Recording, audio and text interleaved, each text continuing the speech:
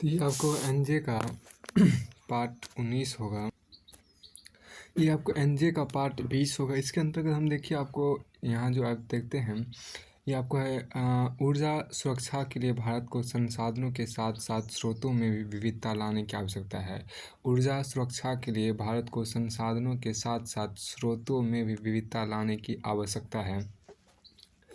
यहाँ पे आपको कहा गया कि आज वैश्वीकरण के इस युग में सभी विकासशील से विकसित राज्य बनने के पथ पर अग्रसरित है। आज वैश्वीकरण की हम जो कहा गया देखिए आज वैश्वीकरण के इस युग में सभी विकासशील से विकसित राज्य बनने के पथ पर अग्रसरित है। तेजी से हो रहा आर्थिक विकास, शिक्षा, स्वास्थ्य, अवसंरचनात्मक निर्माण, उद्योग, विद्युत, digitalisation, make in India, startup India, stand up India, smart city, कोई भी लक्ष्य हो सभी का मूल एक ही है, ऊर्जा आवश्यकता आपूर्ति। देखिए वस्तुतः ऊर्जा आपूर्ति ऊर्जा सुरक्षा विकास करने की आवश्यकता नहीं अपितु अनिवार्यता बन चुकी है। भारतीय ऊर्जा के परिप्रेक्ष्य में अंतर्राष्ट्रीय ऊर्जा एजेंसी की प्रकाशित रिपोर्ट के अनुसार 2030 तक भारत की ऊर्जा आवश्यकता दोगुनी हो जाएगी। उपरोक्त आंकड़ों के अनुसार यह शीघ्र आवश्यक प्रतीत होता है कि हम ऊर्जा सुरक्षित राष्ट्र निर्माण की दिशा में आगे बढ़े। भारत में ऊर्जा आपूर्ति के संदर्भ में वर्तमान परिदृश्य के अनुसार हम अपनी आवश्यकताओं के लगभग 55% भाग कोयले से, 30% तेल से, 9% प्राकृतिक गैस से, 2% न्यूक्लियर से एवं 2% नवीकरणीय स्रोत से प्राप्त करते हैं। तो यहाँ देखिए आपको ये बनाया गया है एक ग्राफ। देखिए तो कोयला आपको हो गया सबसे देखिए कोयला 55% हो गया, फिर आपको तेल हो गया 30%, अन्य आपको हो गया जिससे अन्य मतलब शेष आपको हो गया नवीकरणीय ऊर्जा से 2%, फिर न्यूक्लियर से आपको यहाँ पर 2%, प्राकृतिक गैस से आपके यहाँ पे 9%। देखिए उपरोक्त स्रोत के प्राप्ति संधारणीयता एवं सततता क्षमता पर विश्लेषण कर यह अनुमान लगाया जा सकता है कि हम किस हद तक ऊर्जा सुरक्षा की दिशा में परिवर्तनशील हैं और अभी इस दिशा में और कितना प्रयास करने की आवश्यकता है। कोयला देखिए यहाँ पर कोयला हम अधिकांश ऊर्जा आपूर्ति कोयले से करते हैं, जबकि इस स्रोत में कई चुनौतियाँ विद्यमान है।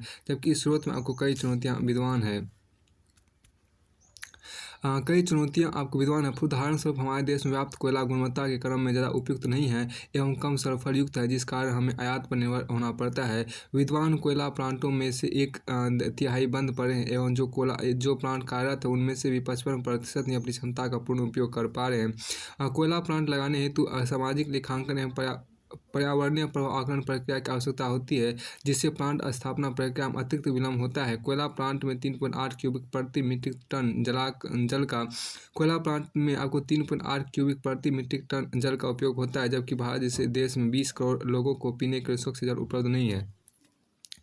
कोयला दहन से वायुमंडल अतिरिक्त सल्फर कार्बन थर्माकुलेटेड मैटर जमा हो जाता है, जिससे एक और वायु प्रदूषण, मृदा प्रदूषण, अम्लीय वर्षा, स्वास्थ्य दुष्प्रभाव होता है। दूसरी ओर भारत अपने INDC लक्ष्यों की प्राप्ति में बाधा उत्पन्न करता है। उपरोक्त तर्कों के आधार पर कहा जा सकता है कि कोयला हमारे देश के लिए ऊर्जा सुरक्षा की दिशा में संधारणीय कदम नहीं हो सकता। तेल हाइड्रोकार्बन अपनी आवश्यकताओं की 30% की आपूर्ति तेल हाइड्रोकार्बन से किए जाने के बावजूद इस दिशा में अनेक चुनौतियां विद्यमान है। हम अपनी ज़रूरतों का 80% आयात के माध्यम से पूरा करते हैं। वैश्विक राजनीतिक अस्थिरता, आतंकवाद उपस्थिति, पाकिस्तान प्रायोजित बाधाएं, ईरान पर अमेरिकी पाबंदियाँ, तेल का अस्थायी मूल्य आदि पर विचार किया जाए तो इस ऊर्जा के स्रोत की प्राप्ति एवं संधारणता के परिप्रेक्ष्य में भी अनिश्चितताएं विद्यमान है, अतः इसे संधारणीय स्रोत नहीं कहा जा सकता। फिर देखिए न्यूक्लियर ऊर्जा की बात यहाँ पर की गई। देखिए यह ऊर्जा का साफ सुथरा हरित स्रोत है। इससे भारत में 2% ऊर्जा आवश्यकता की आपूर्ति की जाती है। इस परिप्रेक्ष्य में देश के कई भागों जैसे तारापुर, नरोरा, मीठी विंडी, काकरापार, कोटा, कुंडनकुलम आदि जगह न्यूक्लियर पावर प्लांट लगाए गए और अनेक प्लांट प्रस्तावित हैं। यद्यपि न्यूक्लियर ऊर्जा के परिप्रेक्ष्य में भी अनेक चुनौतियां विद्यमान है। आवश्यक ईंधन यूरेनियम हेतु आयात पर निर्भरता, लीकेज एवं नाभिकीय दुर्घटना खतरा। उदाहरण तक कुंडनकुलम पावर प्लांट में हुआ लीकेज। अति उच्च लागत अतः आम व्यक्ति की वहनीयता से बाहर। ऊर्जा की 60% प्रयोग मोटर कारों में की जाती है, वहाँ नाभिकीय ऊर्जा प्रयोग नहीं की जाती। इस प्रकार स्पष्ट प्रतीत होता है कि हमारी वर्तमान ऊर्जा प्रणाली से आगे बढ़ते हुए हमें ऊर्जा सुरक्षा हेतु संसाधनों के साथ साथ स्रोतों में विविधता लाने की आवश्यकता है। इस हेतु द्विआयामी रणनीति की आवश्यकता है। ऊर्जा मांग में कमी, संसाधन विविधता, ऊर्जा आपूर्ति में वृद्धि, स्रोत विविधता। ऊर्जा मांग में कमी हेतु हमें राजनीतिक, आर्थिक, सांस्कृतिक, सामाजिक सभी क्षेत्रों में प्रयास करना होगा। सर्वप्रथम हमें ऊर्जा की सर्वाधिक खपत करने और परिवहन क्षेत्र पर विचार करना होगा। इस क्षेत्र में इलेक्ट्रिक वाहनों, मेट्रो, सार्वजनिक परिवहनों को बढ़ावा दिया जाना चाहिए। कहा जाता है वाहनों को नहीं लोगों को चलाओ। इस संदर्भ में विशेषज्ञों द्वारा सुझाया जाता है कि भारत में 2 ग्रीनविच रेखाएं होनी चाहिए, क्योंकि एक ग्रीनविच रेखा होने से पूर्वोत्तर क्षेत्र में सबसे पहले सूर्योदय होता है और सबसे पहले सूर्यास्त जिससे कार्य समय कम हो जाता है और अधिक विद्युत का उपयोग करना पड़ता है। अलग समय रेखा होने से पूर्वोत्तर भारत अधिकाधिक सूर्य रोशनी का प्रयोग कर पाएगा, जिससे ऊर्जा की मांग कम होगी। बल्ब ट्यूब की जगह LED का इस्तेमाल किया जाना चाहिए। इसके साथ ही घरों का निर्माण इस प्रकार हो कि प्राकृतिक संसाधन जैसे सूर्य प्रकाश, हवा घर में आए और विद्युत बचत हो। फिर देखिए आपके सांस्कृतिक त्योहारों आदि के समय अनावश्यक रूप से विद्युत उपयोग किया जाता है। अतः जन सामान्य को चाहिए कि इस परिप्रेक्ष्य में ऊर्जा मितव्ययी संसाधनों का प्रयोग करें। ऊर्जा सुरक्षा हेतु संसाधनों के साथ साथ स्रोतों में भी विभिन्नता की आवश्यकता है। इस परिप्रेक्ष्य में भारत में व्याप्त संभावना एवं उनकी असंधारणता का वर्णन निम्न प्रकार है।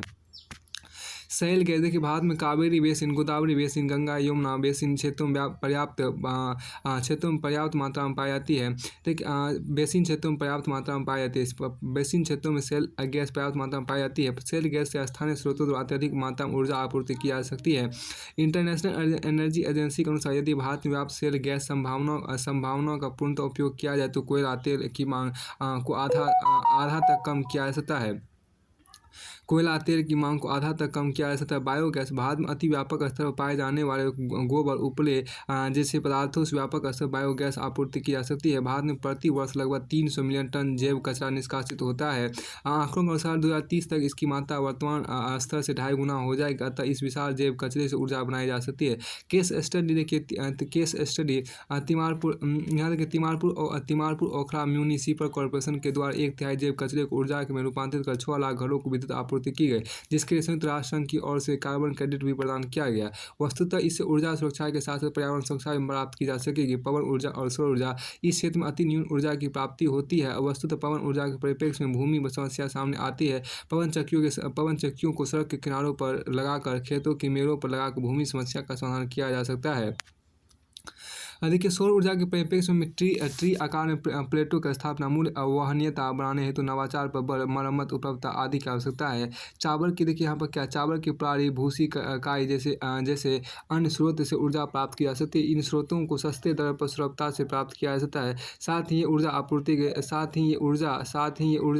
के साथ साथ भारत को ऊर्जा सुरक्षा की दिशा में प्रेरित करेंगे। इस दिशा में सफलता प्राप्त करने हेतु अधिकाधिक नवाचार अनुसंधान को बढ़ावा दिया जाना चाहिए। निजी उद्योगों की कॉर्पोरेट सामाजिक उत्तरदायित्व, CSR, venture fund, angel fund आदि के माध्यम से दिशा में प्रेरित किया जा सकता है। वर्तमान की भारतीय पेटेंट नीति 2016 भी उद्यमी एवं नवाचार को इस परिप्रेक्ष्य में प्रेरित करेगी और इस प्रकार विविधतापूर्ण संसाधनों एवं स्रोतों के माध्यम से भारत ऊर्जा सुरक्षा प्राप्त कर संपूर्ण देश को विकास के पथ पर अग्रसर कर सकेगा।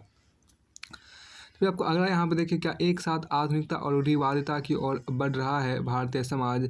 तो यहाँ देखिए एक साथ आधुनिकता और रूढ़िवादिता की ओर बढ़ रहा है भारतीय समाज। इसमें देखिए क्या है कि आ नो भद्रा कर्तव्यो यन्तु विश्वतः, आ नो भद्रा कर्तव्यो यन्तु विश्वतः।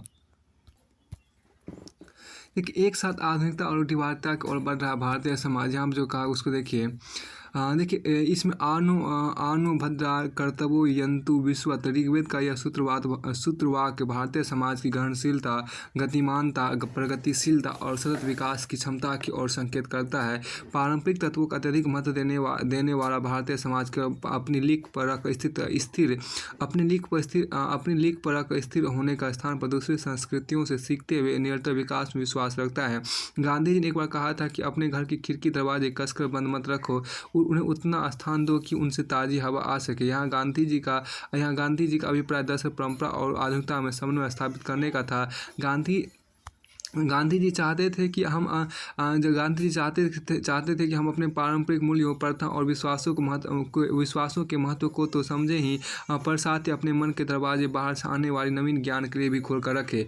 19वीं सदी में हुए भारतीय नवजागरण पर दृष्टिपात करें तो वह वस्तुतः दो संस्कृतियों के टकराहट से उत्पन्न सकारात्मक ऊर्जा का परिणाम है। यह परंपरा के साथ आधुनिकता के समन्वय का ही परिणाम था कि भारतीय समाज अपने सांस्कृतिक मूल्यों को सहेजते हुए भी अपनी सामाजिक कुरीतियों पर कुठाराघात कर रहा था। भारतीय समाज एक बहुभाषी, बहुसांस्कृतिक, बहुजातीय और बहुधार्मिक समाज है। भारतीय समाज की संरचना को एक रेखीय स्तर पर समझना असंभव नहीं है। भारतीय समाज की जटिल संरचना के कारण इसके विविध पक्षों को समझना आवश्यक है। भारतीय समाज एक विशिष्ट और अनूठा समाज है जो स्वयं में अनेक संस्कृतियों, रीति रिवाजों, धार्मिक विश्वासों, प्रथाओं और जीवन शैलियों को समेटे हुए हैं। भारतीय समाज एक और जहाँ अपनी पुरातन रूढ़ियों की बेड़ियों से जकड़ा हुआ है, वहीं दूसरी ओर यह आधुनिक विकास के साथ कदम तय करने को आतुर है। जीवन के हर क्षेत्र में भारतीय समाज की परिवर्तित दृष्टिगोचर होती है। भारतीय समाज वस्तुतः एक साथ रूढ़िवादिता और आधुनिकता की ओर बढ़ रहा है। व्यक्तिगत और पारिवारिक स्तर पर देखें तो यहाँ एक और पारंपरिक रूढ़िवादी संयुक्त परिवार पहले की तरह फल फूल रहे हैं, तो दूसरी ओर तेजी से नाभिकीय परिवार महानगरीय जीवन में शामिल होते जा रहे हैं। एक और भारतीय समाज पश्चिम से प्रेरित होकर भौतिकता की चकाचौंध के पीछे भाग रहा है, तो दूसरी ओर अपनी पुरातन आध्यात्मिक परंपराओं का भी बखूबी निर्वाह कर रहा है। यद्यपि समाज में द्वंद्व बना हुआ है कि योग को अधिक महत्व दे अथवा भोग को, पर भारतीय समाज आश्चर्यजनक रूप से दोनों को अपनाते हुए आगे बढ़ रहा है। सामाजिक स्तर पर देखें तो भारतीय समाज देखिए यहाँ पर क्या कि सामाजिक स्तर पर देखें तो भारतीय समाज यहाँ भी रूढ़िवादिता और आधुनिकता दोनों की ओर बढ़ रहा है। समाज में एक और महिलाएं जीवन के हर क्षेत्र में सफलता की नई इबारत लिख रही है। वहीं देश में शिशु लिंगानुपात हर जनगणना में घटता जा रहा है। एक और सामाजिक कुरीतियों में कमी आई है, तो दूसरी ओर महिलाओं के विरुद्ध होने वाले अपराधों और यौन अपराधों में तेजी से बढ़ोतरी भी हुई है। बेटियां एक और नाम कमाकर माता पिता का नाम रोशन कर रही है, तो दूसरी ओर कन्या भ्रूण हत्या के मामले दूनी रात चौगुनी गति से बढ़ रहे हैं। ऐसा अंतर्विरोध भारतीय समाज की एक विभेदक विशेषता ही है। यत्र नार्यस्तु पूज्यन्ते रमन्ते तत्र देवता का मंत्र देने वाले इस देश में स्त्री का अस्तित्व न जन्म से पहले सुरक्षित है और न जन्म के बाद। एक कवि ने लिखा है, कल तक जो वरदान थे उसके आज वही श्राप बने, अपनी ही बिटिया के खातिर अब उसके ही माँ बाप बने। सांस्कृतिक क्षेत्र में तो भारतीय समाज ने आधुनिकता और रूढ़िवादिता में जबरदस्त मेल स्थापित किया। आज वर्त फैशन से लेकर खान पान, रहन सहन से लेकर रीति रिवाज तक हर क्षेत्र में भारतीय समाज दोनों को साथ लेकर चल रहा है। एक और भारतीय साड़ी और कुर्ते विश्व में भारतीय फैशन की पहचान बनकर उभरे हैं, तो वहीं दूसरी ओर आधुनिक पैंट, जीन्स और कमीज भारतीय जनमानस के पसंदीदा सामान्य प्रधान बन गए हैं। खान पान में जहाँ भारतीय पारंपरिक व्यंजन डोसा, सांभर, इडली, पंजाबी मसालेदार भोजन ग्लोबल मंच पर छा रहे हैं, वहीं बाहर से pizza, pasta, Mexican, Italian, Chinese और कॉन्टिनेंटल फूड भारत की गली में उपलब्ध है। एक और भारतीय समाज जन्म, विवाह, अंत्येष्टि के अपने रूढ़िवादी संस्कारों को पूरी तरह निभा रहे हैं, तो वहीं पश्चिम के खुलेपन और उन्मुखता के परिणाम स्वरूप इन रिवाजों में परिवर्तन और फ्यूजन भी हो रहा है। धार्मिक और दार्शनिक स्तर पर देखें तो एक और भारतीय समाज का आधुनिक अनिश्वरवाद, नास्तिकता, वैज्ञानिक मनोवृत्ति और प्रगतिशीलता की ओर आकृष्ट हो रहा है, तो दूसरी ओर ये अपने पारंपरिक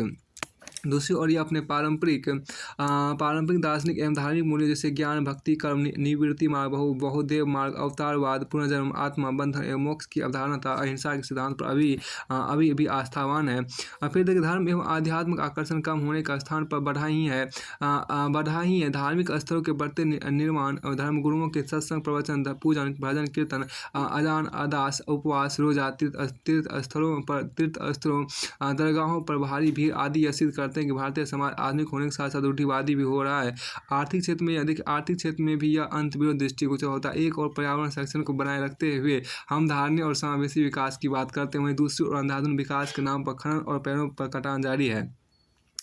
जल जंगल जमीन से लेकर हवा तक भ्रष्टाचार का बुलबुला इस द्वंद्व को बखूबी व्यक्त करता है।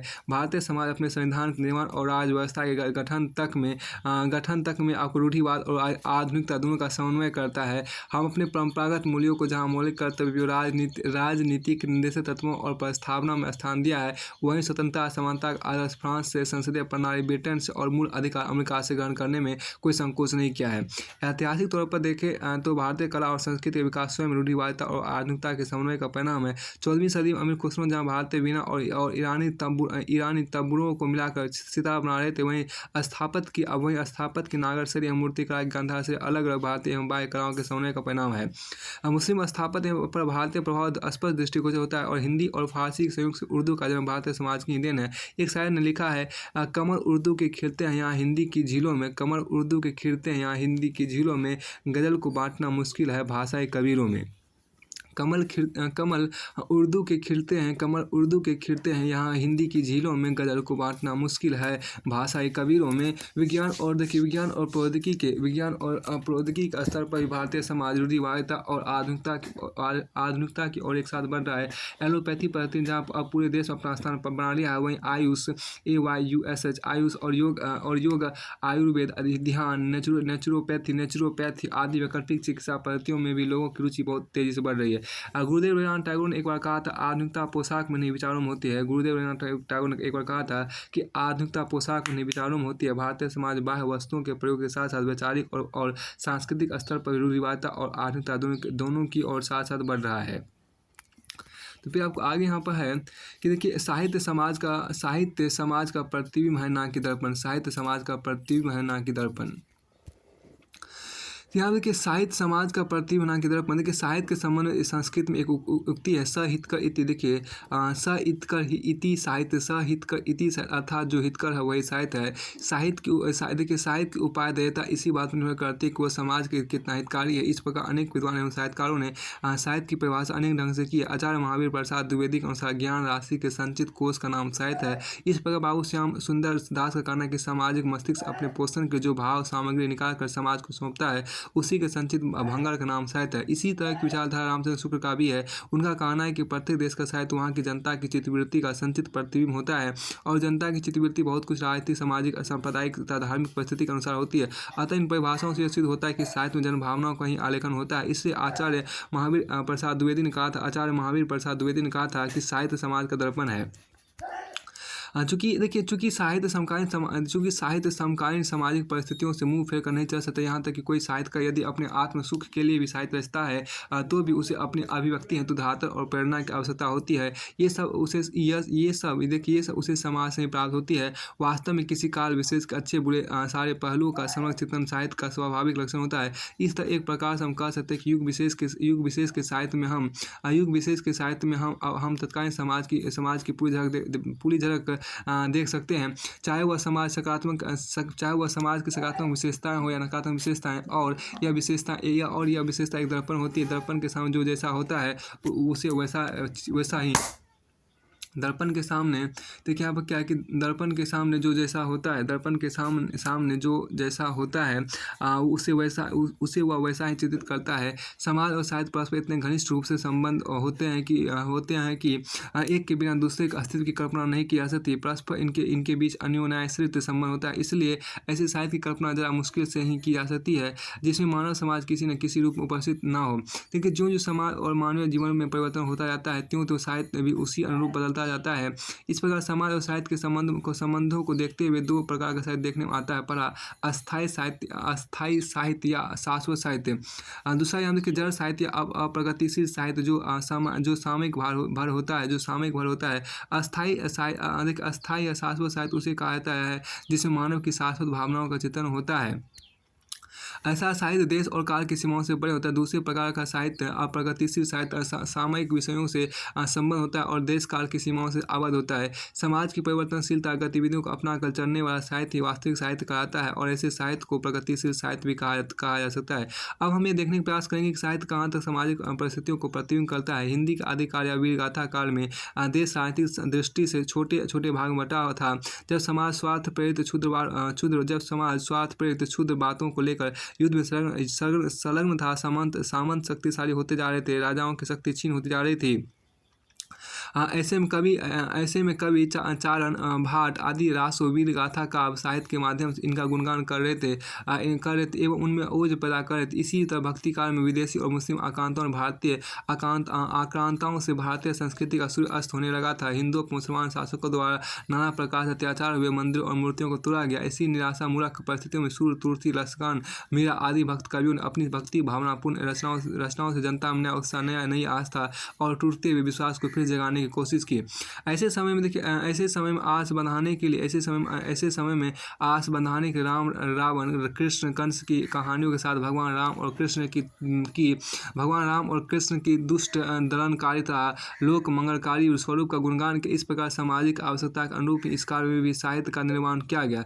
इतना ही नहीं, जो का काल हिंदी साहित्य का स्वर्ण युग था वो लगभग वही समय पश्चिमी साहित्य का भी स्वर्ण युग रहा है। हमारे यहाँ जो समय सूर्य, तुलसी, कबीर जैसे महान कवियों का था वह लगभग उसी समय पश्चिम में भी शेक्सपियर, बेकन और मिल्टन जैसे कवि श्रेष्ठ कवि हुए।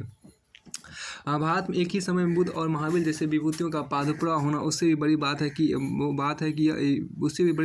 कि उसी समय पश्चिमी पर्यटकों और अस्तु जैसे दार्शनिकों का होना महत्संयोग नहीं माना जा सकता। यह महत्संयोग नहीं है बल्कि उस समय के समाज की समकालीन स्थितियों से उत्पन्न हुई व्यवस्था का परिणाम है। इसी तरह रीतिकाल के साहित्य में उस काल विशेष की व्याख्या का सजीव चित्रण साहित्य में दिखता है, जिनमें राजाओं की भोग विलास की प्रवृत्ति एवं दरबारी कवियों द्वारा अपने आश्रयदाताओं की भोग रुचि की परिपूर्ति के लिए अश्लील श्रृंगारिक रचना भोग करना इस काल में नारी को भोग के उपकरण रूप में ही प्रस्तुत किया गया है। अतः यह बात निर्विवाद रूप से प्रमाणित है कि समाज का साहित्य पर सीधा असर पड़ता है और साहित्य समाज को प्रतिबिंबित करता है। साहित्य में समाज का प्रतिबिंब देखकर आनंदित होने के लिए जिस समाज के पास साहित्य आलसी नहीं, उसकी स्थिति मृत प्राय जैसी होती है। ऐसा किसी कवि ने कहा भी है, अंधकार है वहाँ जहाँ आदित्य नहीं है, अंधकार है वहाँ जहाँ आदित्य नहीं है, मुर्दा है वह देह जहाँ साहित्य नहीं है। अंधकार है वहाँ जहाँ आदित्य नहीं है, मुर्दा है वह देह जहाँ साहित्य नहीं है। परंतु इसका एक दूसरा पहलू भी है। साहित्य का समाज के दर्पण होने की इस अवधारणा साहित्य और समाज के द्वंद्वात्मक संबंध की व्याख्या नहीं होती। साहित्य और समाज के मध्य अन्योन्याय से संबंध है। अतः साहित्य समाज का ना तो निष्क्रिय प्रतिबिंब मात्र है और ना ही दोनों के बीच केवल कार्य कारण जैसा सीधा प्रतिबिंब संबंध और ना ही दोनों के बीच केवल कार्य कारण जैसा सीधा संबंध ही होता है। साहित्य समाज से प्रभावित होता है और समाज साहित्य केवल मानव चेतना की उपज नहीं है, वह मानव चेतना का नवनिर्माण और विकास भी करता है। साहित्य को समाज का दर्पण मानने की अवधारणा साहित्य के सृजन प्रक्रिया की व्याख्या करने में अक्षम है। देखिए, साहित्य को समाज का दर्पण मानने की अवधारणा साहित्य के सृजन प्रक्रिया की व्याख्या करने में अक्षम है। वो अधिक से अधिक रचना की दशाओं और परिस्थितियों का ही विश्लेषण कर सकता है। अभिव्यक्ति एवं संप्रेषण विवेचन साहित्य की इस व्याख्या संभव नहीं है। साहित्य केवल मानव व्यवहार को समझने और व्याख्या करने का दर्शन नहीं है, उसका प्रयोजन समाज और मनुष्य को बदलना भी है। साहित्य का यह विवेचन साहित्य पर समाज के प्रभाव को तो दर्शाता है, परंतु समाज को बदलने में साहित्य की क्रांतिकारी भूमिका को अनदेखा कर देता है। ज्ञाता हो कि विश्व में जितनी भी क्रांतियाँ हुई है, चाहे वो फ्रांस की क्रांति हो या रूस की क्रांति हो अथवा भारत का स्वतंत्रता संग्राम हो, इन सभी को जागृत करने में साहित्य की महत्वपूर्ण भूमिका रही है। फिर देखिए, फ्रांस की क्रांति में रूसो, मॉन्टेस्क्यू, वॉल्टेयर जैसे विचारकों के साहित्य की प्रेरणा ने अहम भूमिका अदा की है। जहाँ रूसो द्वारा स्वतंत्रता, समानता और बंधुत्व का भी सिद्धांत दिया गया, वहीं वॉल्टेयर के तार्किक एवं क्रांतिकारी लेखन ने फ्रांसीसी सामाजिक चेतना को झकझोर डाला। इसी प्रकार रूस की क्रांति में भी साहित्यकारों की महत्वपूर्ण भूमिका रही है। रूस में टॉल्स्टॉय की वार एंड पीस, गोर्की की मदर गोस्तोयेवस्की की क्राइम एंड पनिशमेंट जैसी रचनाओं ने लोगों के अंदर क्रांति का संचार पैदा किया। मार्क्स, एंजिल्स और लेनिन जैसे विचारकों ने पीड़ित वर्गों को अपने अधिकार हासिल करने के प्रेरित किया। भारतीय स्वतंत्रता संग्राम में भी कलम और साहित्यकारों का महान योगदान रहा है। भारतीय जैसे रचनाओं ने भारतीय क्रांतिकारियों को देश को आज़ाद कराने की प्रेरणा दी। इसी तरह भारत चंद्र जी की भारत दुर्दशा निराला की राम की शक्ति पूजा ने अंग्रेजों से लड़ने की शक्ति प्रदान की। वर्तमान समय में भी कई साहित्य रचे जा रहे हैं जो वर्तमान भूमंडलीकरण की व्यवस्था को अपने अंदर समेटे हुए हैं। वर्तमान साहित्यकारों उदय प्रकाश, विनोद कुमार, अमर सेन, गुरुचरण दास जैसे लेखक ने अपने सार्थक साहित्य द्वारा वर्तमान समाज का सफल चित्रण कर रहे हैं। इस प्रकार से देखा जाए तो साहित्य और समाज के बीच की ये विवेचना पूर्ण नहीं है। दरअसल साहित्य को 3 भागों में विभाजित कर इन विवेचनाओं की बारीकियों को समझा जा सकता है। इन 3 भागों में पहला होता है वर्तमान समय का साहित्य। तो वर्तमान समय का साहित्य हमेशा देखिए वर्तमान समय का साहित्य तो वर्तमान समय का साहित्य या वर्तमान साहित्य हमेशा समाज के साथ साथ चलता है और ना ही वर्तमान समाज साहित्य के माध्यम से विश्लेषित होता है। वर्तमान समाज की कुछ चीज़ें समाज में घटने से पूर्व साहित्य में घट जाती है। इससे कई बार यह भ्रम पैदा हो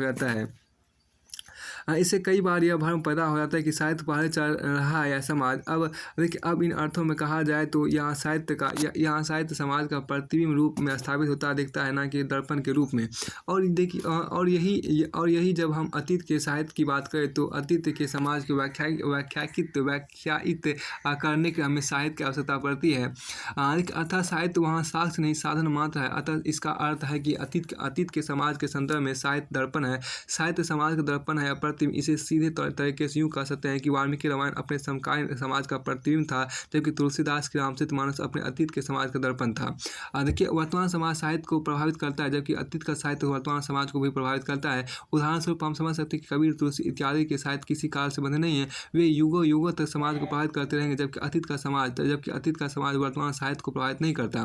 जैसे अतीत की वीरगाथाकार की रचना वर्तमान समय उतनी प्रासंगिक नहीं रह गई है। इसी प्रकार देखिए यहाँ पर यदि भविष्य के साहित्य की बात की जाए तो भविष्य का साहित्य आशा और अनुमान पर आधारित होगा। इस तरह यह वर्तमान समाज निर्देश प्रदान करने वाले एक प्रकाशपुंज का भी कार्य कर सकता है। अतः निष्कर्ष के तौर पर कहा जा सकता है कि साहित्य समाज के वर्तमान रूप में प्रतिबिंब, अतीत के रूप में दर्पण। अतः निष्कर्ष के तौर पर कहा जा सकता है कि साहित्य समाज के वर्तमान रूप में प्रतिबिंब, अतीत के रूप में दर्पण और भविष्य का साहित्य एक निर्देशक किरणपुंज के रूप में होता है और दोनों एक दूसरे को प्रभावित करते और होते चले जाते हैं। फिर देखिए योग में बीमारी ही नहीं बल्कि अर्थव्यवस्था को भी सुधारने की क्षमता है। देखिए प्रधानमंत्री श्री मोदी के अंतर्राष्ट्रीय राजनयिक प्रयास का यूएनओ ने योग को अंतर्राष्ट्रीय मान्यता देते हुए 21 जून को अंतर्राष्ट्रीय योग दिवस मनाने की शुरुआत की। भारत की इस संबंध में प्रस्तावित प्रस्ताव को यूएनओ के इतिहास सबसे शीघ्रता से स्वीकृत प्रस्ताव माना गया, तो लगभग सभी पक्षों ने इस पर अपनी सहमति प्रदान कर दी। अंतर्राष्ट्रीय स्तर पर यह चर्चा आम हो गई कि आखिर योग में ऐसा क्या है जो इसे इतनी तवज्जो एवं वरीयता दी जा रही है। देखिए सबसे पहला प्रश्न यह उठता है कि क्या योग में बीमारी सुधारने की क्षमता है। ध्यातव्य है कि योग एक शारीरिक क्रिया है जिसमें श्वसन क्रिया को विभिन्न आसनों के माध्यम से रोककर एवं नियंत्रित करके शरीर में ऑक्सीजन की सुचारू आपूर्ति सुनिश्चित की जाती है। इसके परिणामस्वरूप शरीर के सभी अंगों को ऑक्सीजन की बेहतर सप्लाई होती है तथा हानिकारक कार्बन डाइऑक्साइड को बाहर निकाला जाता है। इसके कारण अनिद्रा, थकान, तनाव, सिर दर्द, अवसाद आदि बीमारी दूर हो जाती है। योग के विविध आसनों का सहारा लेकर कई अन्य जटिल बीमारियां, कैंसर, हृदयाघात, मोटापा, समय से पूर्व बुढ़ापा आना, बाल सफेद होना तथा बाल झड़ना आदि का बेहतर इलाज संभव हो रहा है। चूँकि योग एक आत्मकेंद्रित शारीरिक प्रक्रिया है, इसके लिए किसी विशेषज्ञ की अधिक आवश्यकता नहीं होती और न ही किसी अधिक महंगी सहायक सामग्री का। इससे यह रोग निवारक उपाय ग्रामीण एवं शहरी भारत इसलिए यह रोग निवारक उपाय ग्रामीण शहरी भारत आदिवासियों, महिलाओं, वृद्धों, युवाओं, विद्यार्थियों, गर्भवती माताओं, किशोरी आदि में उभर रही नित नई बीमारियों को उन्मूलन में अत्यधिक उपयोगी साबित हो रहा है। योग की इस बहुविध क्षमता तथा सुलभता के कारण इसमें अर्थव्यवस्था सुधारने की क्षमता व्यक्त की गई। अर्थव्यवस्था को सुधारने के रूप में योग की भूमिका अग्रलिखित हो सकती है। योग गुरुओं के रूप में नए रोजगार का अवसर, ग्रामीण टूरिज्म, योग टूरिज्म, विदेशी मुद्रा की प्राप्ति, व्यक्ति उत्पादकता बढ़ाना, योग सामग्री का नया बाजार विकसित होना आदि। फिर देखिए सर्वप्रथम योग गुरुओं के रूप में नए रोजगार अवसर सृजित होने पर टिप्पणी करते हैं। योग के प्रचार प्रसार होने तक इसके लाभों को जन तक पहुँचाने के परिणामस्वरूप आम लोगों में योग के प्रति रुचि बढ़ेगी। फलतः योग शिक्षकों की अत्यधिक मांग बढ़ने की संभावना है। बाबा रामदेव आयंगर स्वामी, सद्गुरु स्वामी विक्रम योगी आदि जैसे गुरुओं की मांग समाज में बेरोजगारी को कम करेगी तथा अनेक युवाओं को रोजगार का सतत एवं प्रतिष्ठित रोजगार प्राप्त होगा। देखिए, योग के प्रसार होने से ग्रामीण क्षेत्र में भी नवीन आर्थिक क्रिया उत्पन्न होगी तथा ग्रामीण टूरिज्म के बढ़ने के कारण अप्रत्यक्ष रोजगार सृजित होंगे। योग के बेहतर लाभ के लिए शहरी प्रदूषित वातावरण से दूर गांव के प्राकृतिक वातावरण की महती आवश्यकता होती है। अब उभरता हुआ शहरी मध्यम वर्ग अपनी सेहत के प्रति काफी सजग एवं सतर्क हो गया है तथा वह प्राकृतिक वातावरण योग को बता दे रहा है। इससे गांव में चाय, रेवड़ी, दुकानदार आदि के रूप में नए रोजगार सृजित होंगे तथा कृषि पर अधिभार को कम करने में सहायता प्राप्त होगी। साथ ही ग्रामीण विकास, महिला आय बढ़ने से महिला सशक्तिकरण आदि को बढ़ावा मिलेगा।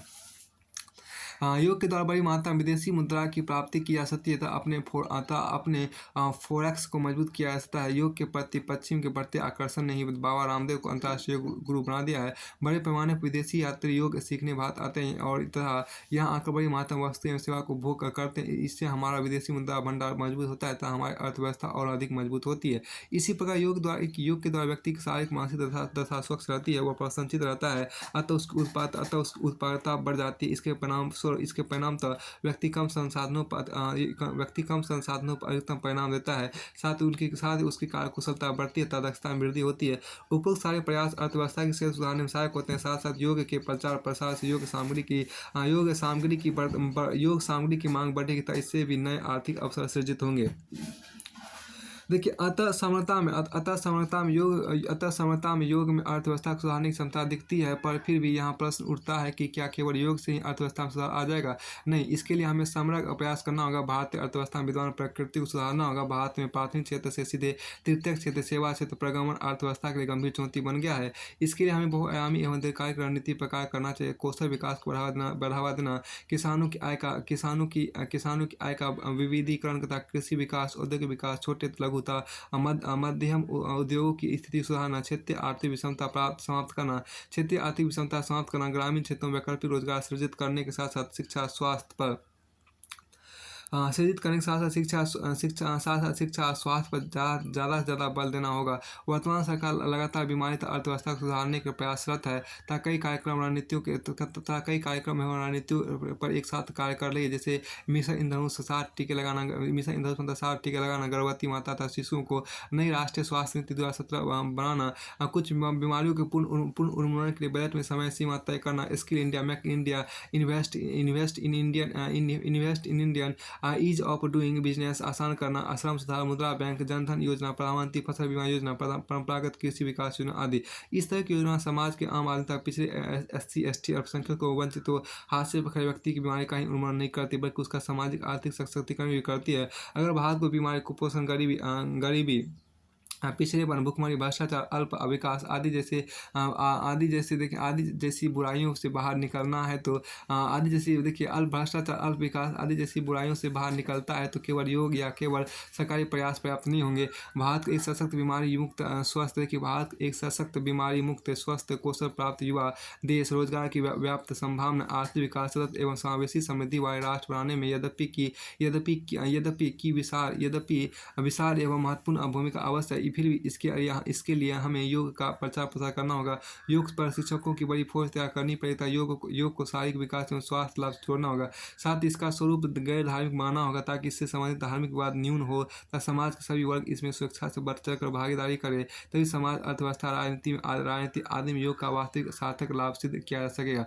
तभी समाज, अर्थव्यवस्था, राजनीति आदि में योग का वास्तविक सार्थक लाभ सिद्ध किया जा सकेगा। चूँकि भारत में प्राचीन काल से योग की एक सशक्त तथा विकसित परंपरा रही है, जो सिंधु घाटी से योगी की मूर्ति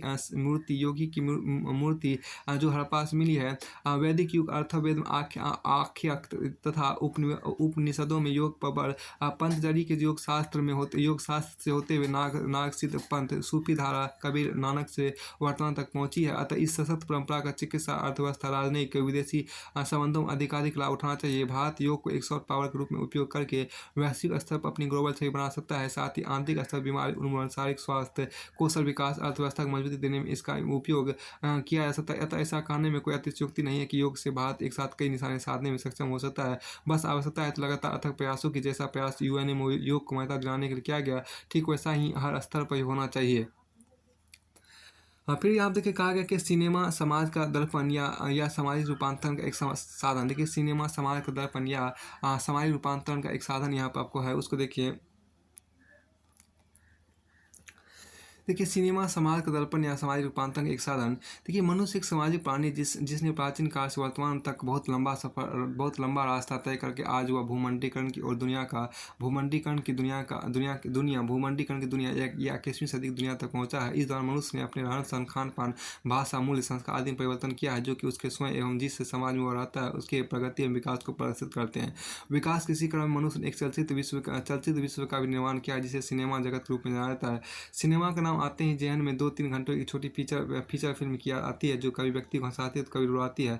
यह सिनेमा व्यक्ति को एक आभासी दुनिया में ले जाकर उसका मनोरंजन करता है। कई बार यह केवल कल्पनाओं पर आधारित होता है, तो कई बार यह हमारे आसपास घटते घटनाओं, माहौल एवं वातावरण पर आधारित होता है। अर्थात कई बार हमारे समाज का आईना भी हमें अर्थात कई बार हमारे समाज का आईना भी हमें दिखाता है। यह आईना कई बार हमें खुश होने का मौका देता है, तो कई बार हमें मन को अंदर तक हिलाकर रख भी देता है। खैर सिनेमा के उदाहरण पर तो हम आगे के अनुच्छेदों में विस्तार से चर्चा करेंगे। हमें यहाँ पर इसके विकास को संक्षेप में जान लेना चाहिए।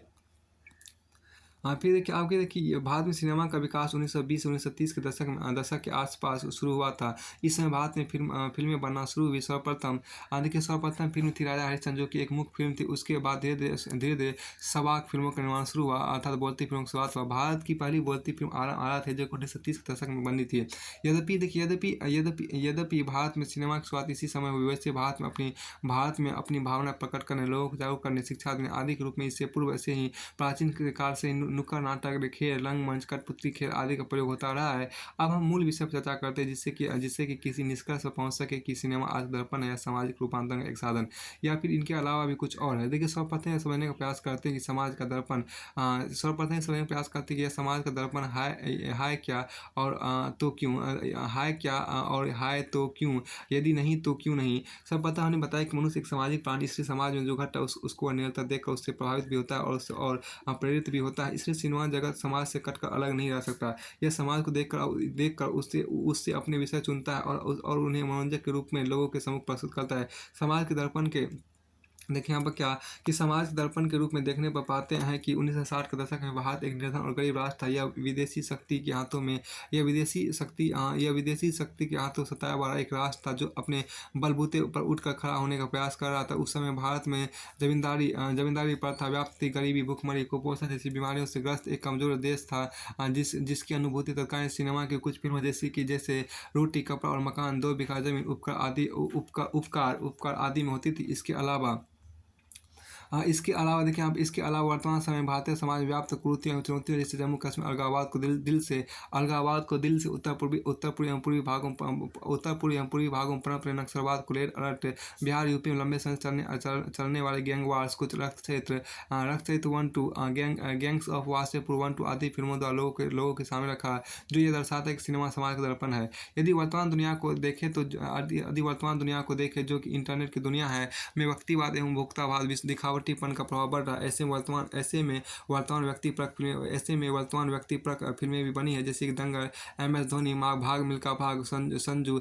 ये फिल्में गलत या खराब नहीं है, बल्कि यह दिखाती है कि समाज में रुचि धीरे धीरे बदल रही है और व्यक्तियों को अब समाज की तुलना में ज़्यादा महत्व मिलने लगा है। इसके अलावा हम यह भी देखते हैं कि 1980 से 2000 तक भारतीय सिनेमा में एक्शन, मारधाड़ वाली फिल्में खूब चली, क्योंकि यह समय ऐसा था जब दूसरे व्यक्ति संघर्ष कर रहा था। जबकि आज भारत में गरीबी, भुखमरी आदि में कमी आई है और व्यक्ति तथा देश की राष्ट्रीय आय में वृद्धि हुई है, तो साथ ही लोगों में तनाव का स्तर बढ़ा भी। ऐसे में हेरा फेरी, गोलमाल, मुन्ना भाई जैसी हास्य फिल्में भी बढ़ी है।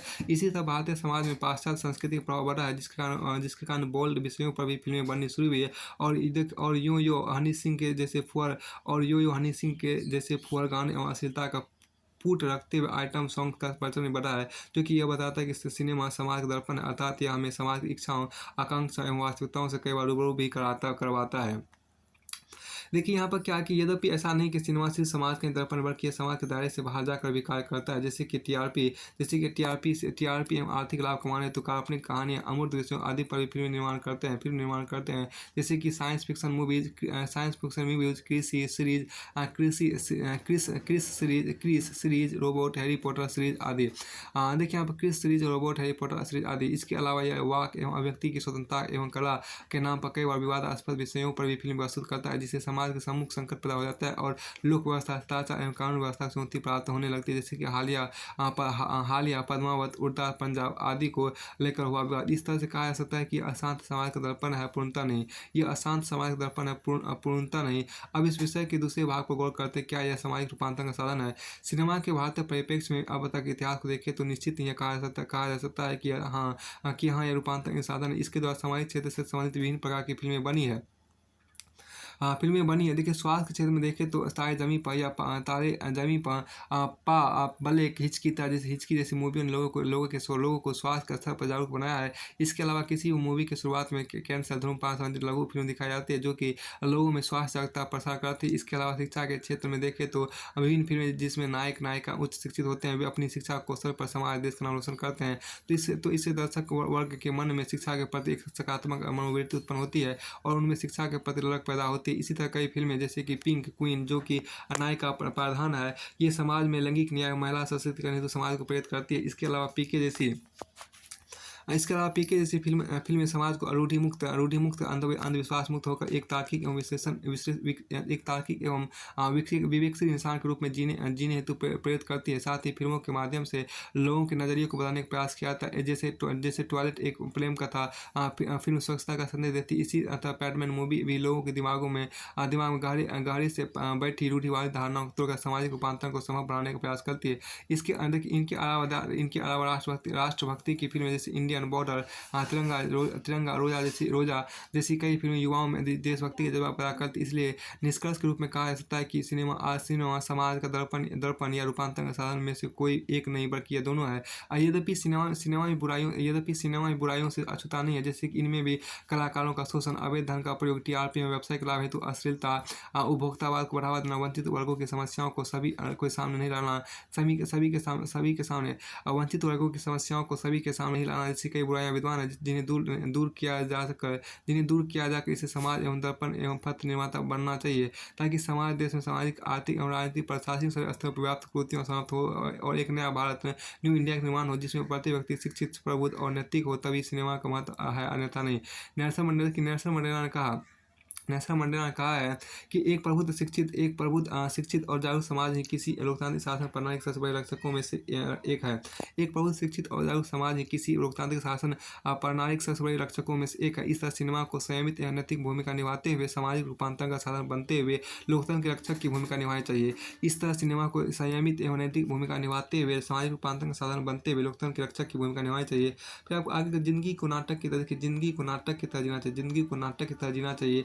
यहाँ पर आपको कहा गया, आपको देखिए जिंदगी जीने का तरीका क्या होना चाहिए, यह एक विषयनिष्ठ मामला है, परंतु फिर भी इस विषयनिष्ठता के बावजूद जिंदगी जीने के दृष्टिकोण और उसके विविध आयामों पर विचार किया जा सकता है। किसी व्यक्ति के जिंदगी जीने के विभिन्न दृष्टिकोण हो सकते हैं, जैसे कोई आर्थिक सफलता को जीवन में सर्वोच्च वरीयता दे सकता है तो कोई समाज सेवा को, कोई सामाजिक सम्मान का अति आकांक्षी हो सकता है, तो कोई राजनीतिक उच्चतम शिखर पर पहुंचने की लालसा में प्रयासरत हो सकता है, कोई व्यवसाय की दुनिया में, तो कोई वैज्ञानिक खोजों या खेल में सबसे आगे निकल जाना चाहता है। ये सभी अलग अलग व्यक्तियों के जीवन के लक्ष्य हो सकते हैं, परंतु प्रश्न यथावत है कि इनको हासिल करने का तरीका क्या हो। क्या सुनिश्चित प्लानिंग एवं सटीक भविष्य योजना के साथ कदम आगे बढ़ाया जाए, या यूं ही नाटकीय परिस्थितियों पर अपने आप को छोड़कर आगे बढ़ाया जाए, अपने कर्मफल पर दृढ़ विश्वास रखते हुए। देखिए यह भी महत्वपूर्ण है कि जिंदगी को नाटक की तरह जीने का आशय क्या है। क्या यह नाटक समान साहित्यिक नाटकों के संदर्भ पर प्रयुक्त होता है, या देखिए पर या यहाँ पर इसका आशय कुछ और है। यहाँ जिंदगी में नाटकता आशय जिंदगी के प्रति बेफिक्र नजरिए से समझा जा सकता है,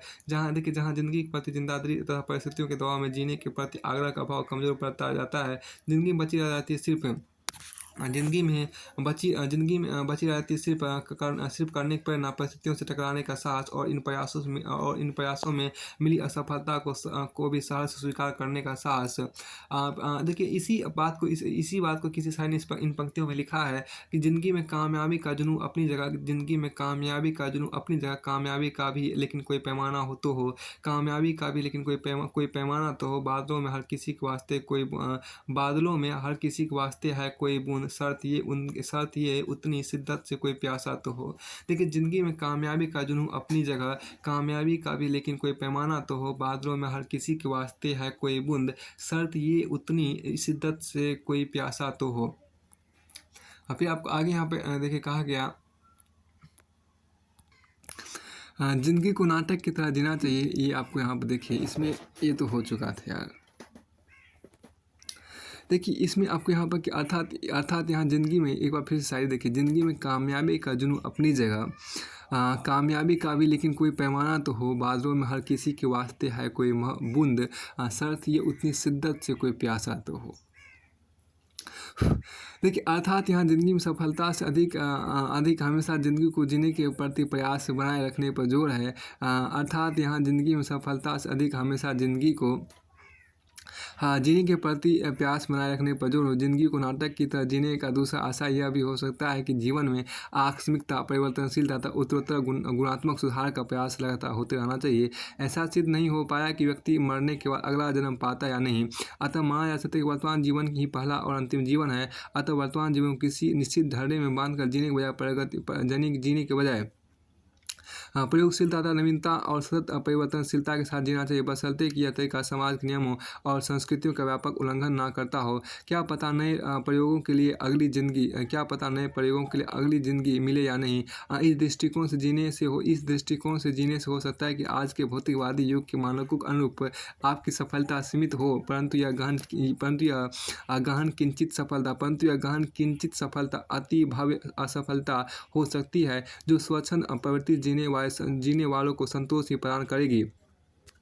देखिए ज़िंदगी में नाटकीय का दूसरा अर्थ यह भी लगाया जा सकता है। ज़िंदगी में नाटक का दूसरा अर्थ यह भी लगाया जा सकता है कि विपरीत या अनुकूल जैसी भी जीवनगत परिस्थितियाँ मेरे सामने है, मैं उनको सहज स्वीकार कर उसमें गुणात्मक सुधार का प्रयास करूँगा। इस प्रयास में हर परिस्थिति से टकराने को तैयार रहूँगा।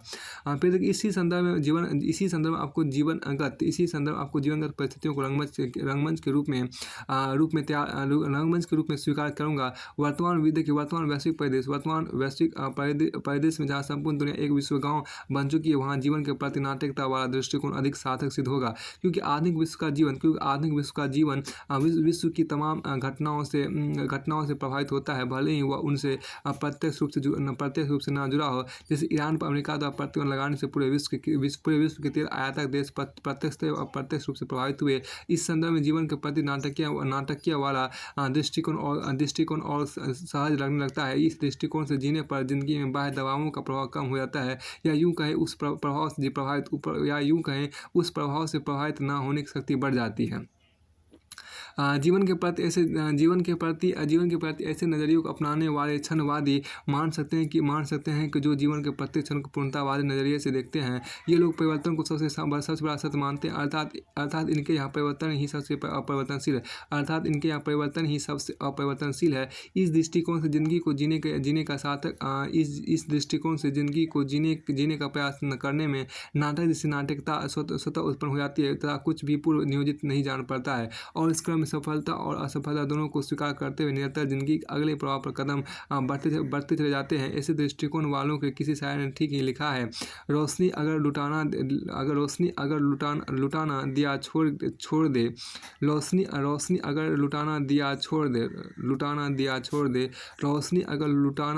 छोड़ दे, तो ये मुमकिन है उनको हवा छोड़ दे।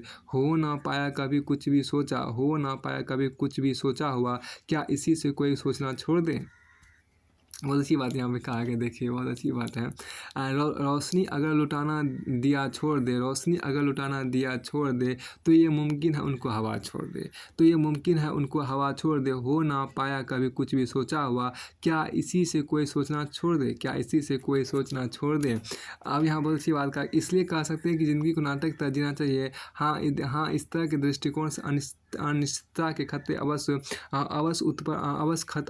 अनिश्चितता के खतरे अवश्य बढ़ सकते हैं, परंतु इसका अर्थ यह कदापि नहीं कि जीवन को किस्मत के साथ छोड़ दिया जाए, बल्कि नाटक की तरह जीने में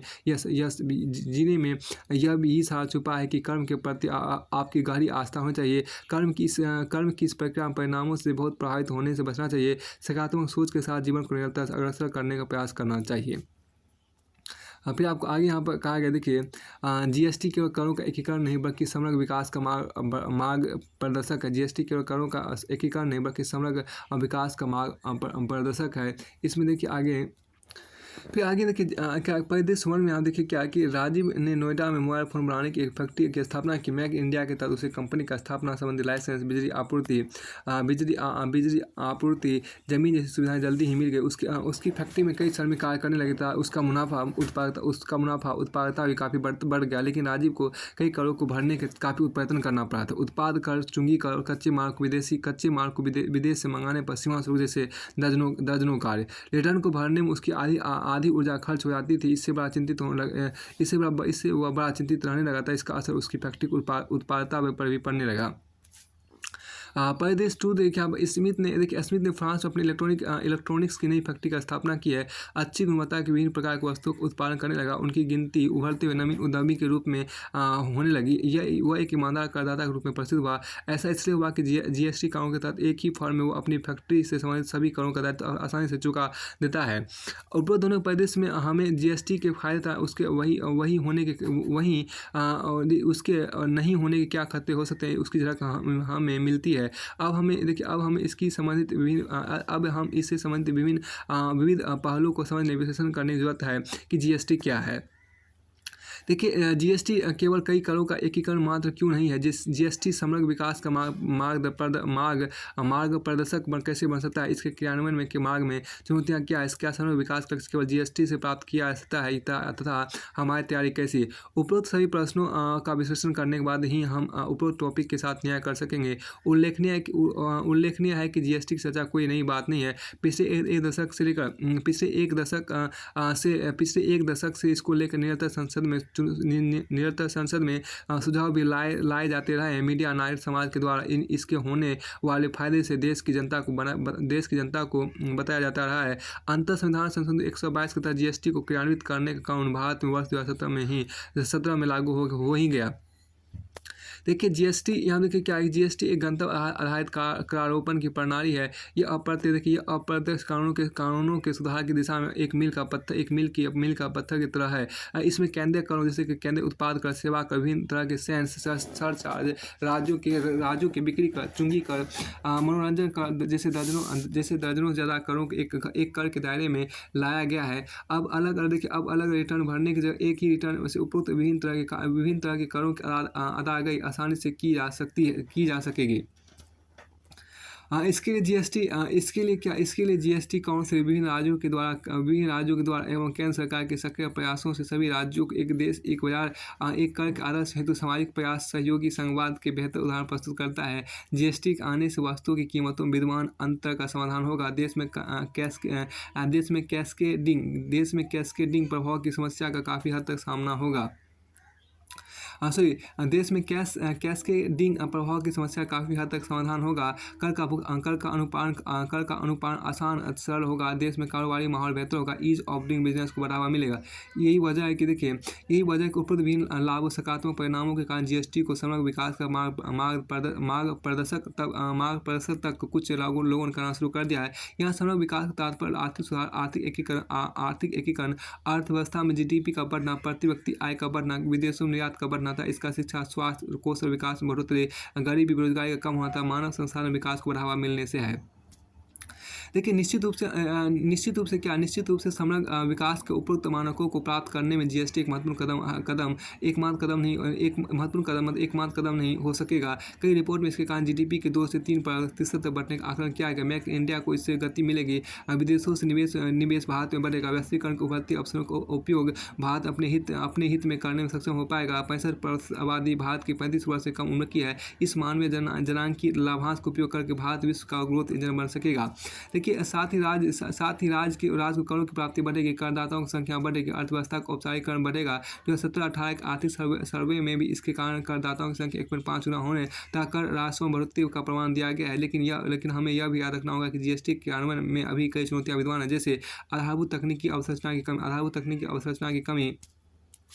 अचानक सारा कार्य ऑनलाइन करने से सर्वर का ठप पड़ जाने की शिकायत, करदाताओं एवं क्रियान्वयन जैसी एजेंसी की क्षमता विकास में कमी का होना, ई वे बिल को लेकर विवाद, कर चोरी के बढ़ते मामलों का प्रकाश में आना, जीएसटी में अभी भी 4 स्लैब का होना, एक देश एक बाजार एक कर के सामने जीएसटी में अभी भी 4 स्लैब का होना, एक देश एक बाजार एक कर के सपने में बाधा, कई वस्तुओं जैसे रियल एस्टेट, पेट्रोलियम, एटीएफ, बिजली, अल्कोहल का इसके दायरे से बाहर होना, केंद्र राज्य के क्रियान्वयन एजेंसी में समन्वय का अभाव। फिर उपरोक्त कई तक चुनौतियां जीएसटी के सफल क्रियान्वयन में बाधक बनी हुई है। साथ ही जहां तक समग्र विकास का मार्ग प्रदर्शक का मामला है, का मामला है, तो केवल अप्रत्यक्ष कर प्रणाली सुधार से लक्ष्य प्राप्त नहीं किया जा सकता। हमें बहुआयामी असर प्रयास करना होगा। जैसे देश में अवसंरचना की बदहाल स्थिति से निपटने हेतु सड़क, रेलवे, जलमार्ग, वायुयान जैसे सभी क्षेत्रों में निजी सार्वजनिक निवेश को बढ़ाना होगा। हमें प्रत्यक्ष कर व्यवस्था में प्रत्यक्ष कर कोड को जल्दी ही लाना होगा। साथ ही ईज ऑफ डूइंग बिजनेस के कई सूचकों जैसे समझते का क्रियान्वयन, बिजली प्राप्ति, विवादों का निपटारा जैसे मानकों पर तुरंत समग्र सुधार करना होगा। फिर साथ ही समग्र विकास के लिए शिक्षा, प्राथमिक, माध्यमिक, उच्चतर तीनों स्तर पर सुधार करना होगा। असर रिपोर्ट के द्वारा गुणवत्ता में गिरावट की जो चिंता जताई गई उसका तुरंत प्रभावी निराकरण करने की जरूरत है। इतना ही नहीं, सार्वभौमिक स्वास्थ्य व्यवस्था, उद्योग, विश्वविद्यालय में सहयोग, मांग आधारित कौशल विकास, गुड गवर्नेंस हेतु RTI, citizen charter, e governance सर्वोत्तम मॉडल, द्वितीय प्रशासनिक सुधार की सिफारिश, आचार संहिता, कोड ऑफ ऑफिस, सेवा कल्याण, जनहित को प्राथमिकता, समाज में नैतिकता मूल्यों को मजबूती देना, जैसे विविध क्षेत्रों में अग्रसक्रिय रूप से कार्य करने की जरूरत है। साथ ही आपको सतत विकास, धारणीय विकास, जलवायु परिवर्तन, आपदा प्रबंधन, साइबर क्राइम, कानूनों के प्रति सम्मान की भावना को वही बढ़ाने की जरूरत है। हाल ही में भारत सरकार राज्य सरकार द्वारा इस क्षेत्र में व्यापक ध्यान दिया जा रहा है। आयुष्मान भारत अभियान, सर्व शिक्षा अभियान, भारत निर्माण सौभाग्य योजना, स्वच्छ भारत अभियान, एफडीआई को आसान बनाने हेतु कई क्षेत्रों में से विभिन्न कैंपों को समाप्त करना, विभिन्न पुराने कानूनों को रद्द करना, जीएसटी सर्विस प्रोवाइडर, जीएसटी में सुधार, ग्रामीण क्षेत्रों में बिजली हेतु दीनदयाल उपाध्याय विद्युत योजना, स्मार्ट सिटी, दीनदयाल उपाध्याय विद्युत योजना, अमृत योजना, स्मार्ट सिटी, सिविल सेवा अधिकार कानून का क्रियान्वयन जैसे कई क्षेत्रों में विविध कदम उठाकर आर्थिक विकास हेतु अनुकूल माहौल के साथ मानव विकास की प्राप्ति का समग्र प्रयास हो रहा है। अतः जरूरत है कि उपरोक्त प्रयास में तेजी सक्रियता बढ़ाई जाए, साथ ही बेहतर कारोबारी माहौल का सृजन करते हुए जीएसटी का क्रियान्वयन सही तरीके से किया जाए तथा असंबंधित क्षेत्र के उभरते मुद्दे, विशेषकर असंगठित क्षेत्र, कुटीर उद्योगों के प्रति सहानुभूतिपूर्वक कार्रवाई की जाए। सबसे बढ़कर एक बेहतर नागरिक बनाने हेतु प्रयास हो, जो एक जिम्मेदार करदाता भी हो। साथ ही भारतीय अर्थव्यवस्था को विश्व के विकास इंजन बनाने हेतु हमें अन्य क्षेत्रों में भी सुधार करने की जरूरत है। तभी जीएसटी का एक मार्ग प्रदर्शक सपना पूरा हो पाएगा। कौन कहता है कि आसमान में सुराख हो नहीं सकता, एक पत्थर तो तबीयत से उछालो यारो। फिर आपको आगे यहाँ पर कहता है देखिए न्यायपालिका की स्वतंत्रता लोकतंत्र की पहचान है। न्यायपालिका की स्वतंत्रता लोकतंत्र की पहचान है। फिर आपको यहाँ पर देखिए देखिए, हम जो कहा गया कि न्यायपालिका स्वतंत्रता लोकतंत्र की पहचान है। देखिए, जनता द्वारा जनता के लिए और जनता का शासन लोकतंत्र है। अब्राहम लिंकन उक्त पंक्तियों के माध्यम से लोकतंत्र की अवधारणा को परिभाषित किया था, जो लोकतंत्र में आम जन के महत्व को स्पष्ट बयान करती है। इसे एक ऐसे शासन प्रणाली में एवं शासन प्रणाली एवं जीवन प्रणाली के रूप में देखा जाता है जिसमें व्यक्तियों को मान सम्मान एवं पद उसकी योग्यता के आधार पर प्राप्त होते हैं और समाज में किसी भी प्रकार के विशेषाधिकार नहीं बल्कि समानता, स्वतंत्रता, बंधुता एवं न्याय से मूल्य प्रचलित होते हैं।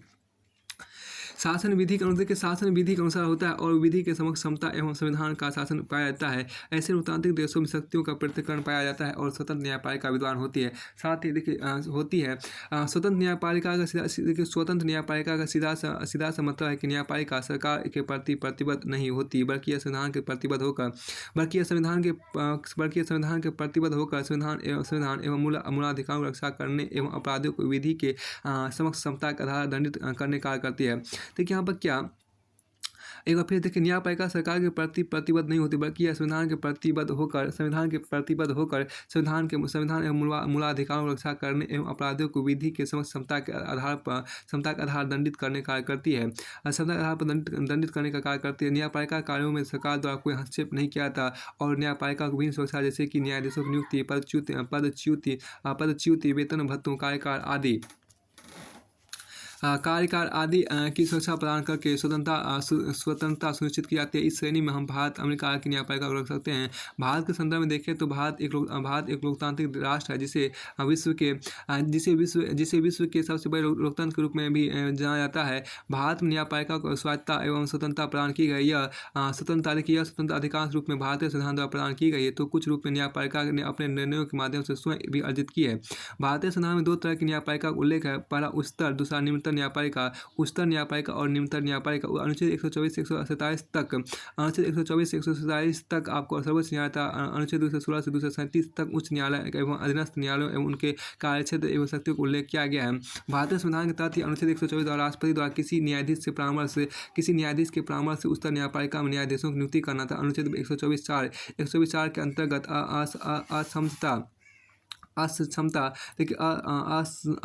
असक्षमता या कदाचार जैसे गंभीर आरोपों को महाभियोग प्रक्रिया के द्वारा पदच्युति का प्रावधान करके कार्यकाल की सुरक्षा प्रदान की गई है। इसके अलावा न्यायाधीशों को वेतन भत्ते भारत की संचित निधि प्रभावित किए गए हैं।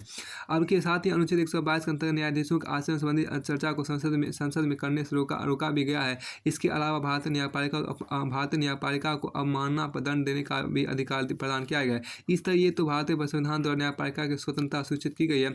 इसके अलावा भारतीय न्यायपालिका ने भी कुछ निर्णयों द्वारा जैसे कि तीन जजेज मामलों के माध्यम से न्यायाधीश नियुक्ति का अधिकार अपने पास ले लेना, केशवानंद भारतीयवाद में मूलभूत ढांचुक सिद्धांत का प्रतिपादन करके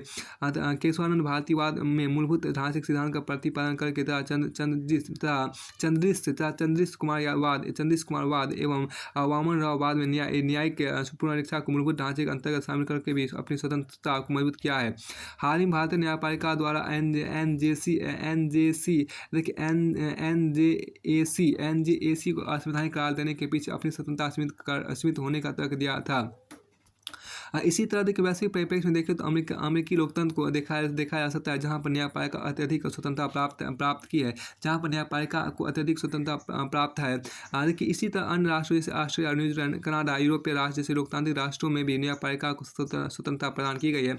वहीं विश्व में कुछ उदाहरण ऐसे भी है जहाँ पर लोकतंत्र के अभाव के चलते न्यायपालिका सरकार एक औजार बनकर रह गई है या फिर वह धार्मिक संस्थाओं, धर्मगुरुओं आदि से कमजोर रह गई है। जैसे कि साम्यवादी राष्ट्रों चीन, उत्तर कोरिया, क्यूबा आदि में न्यायपालिका की स्वतंत्रता नाम मात्र की है।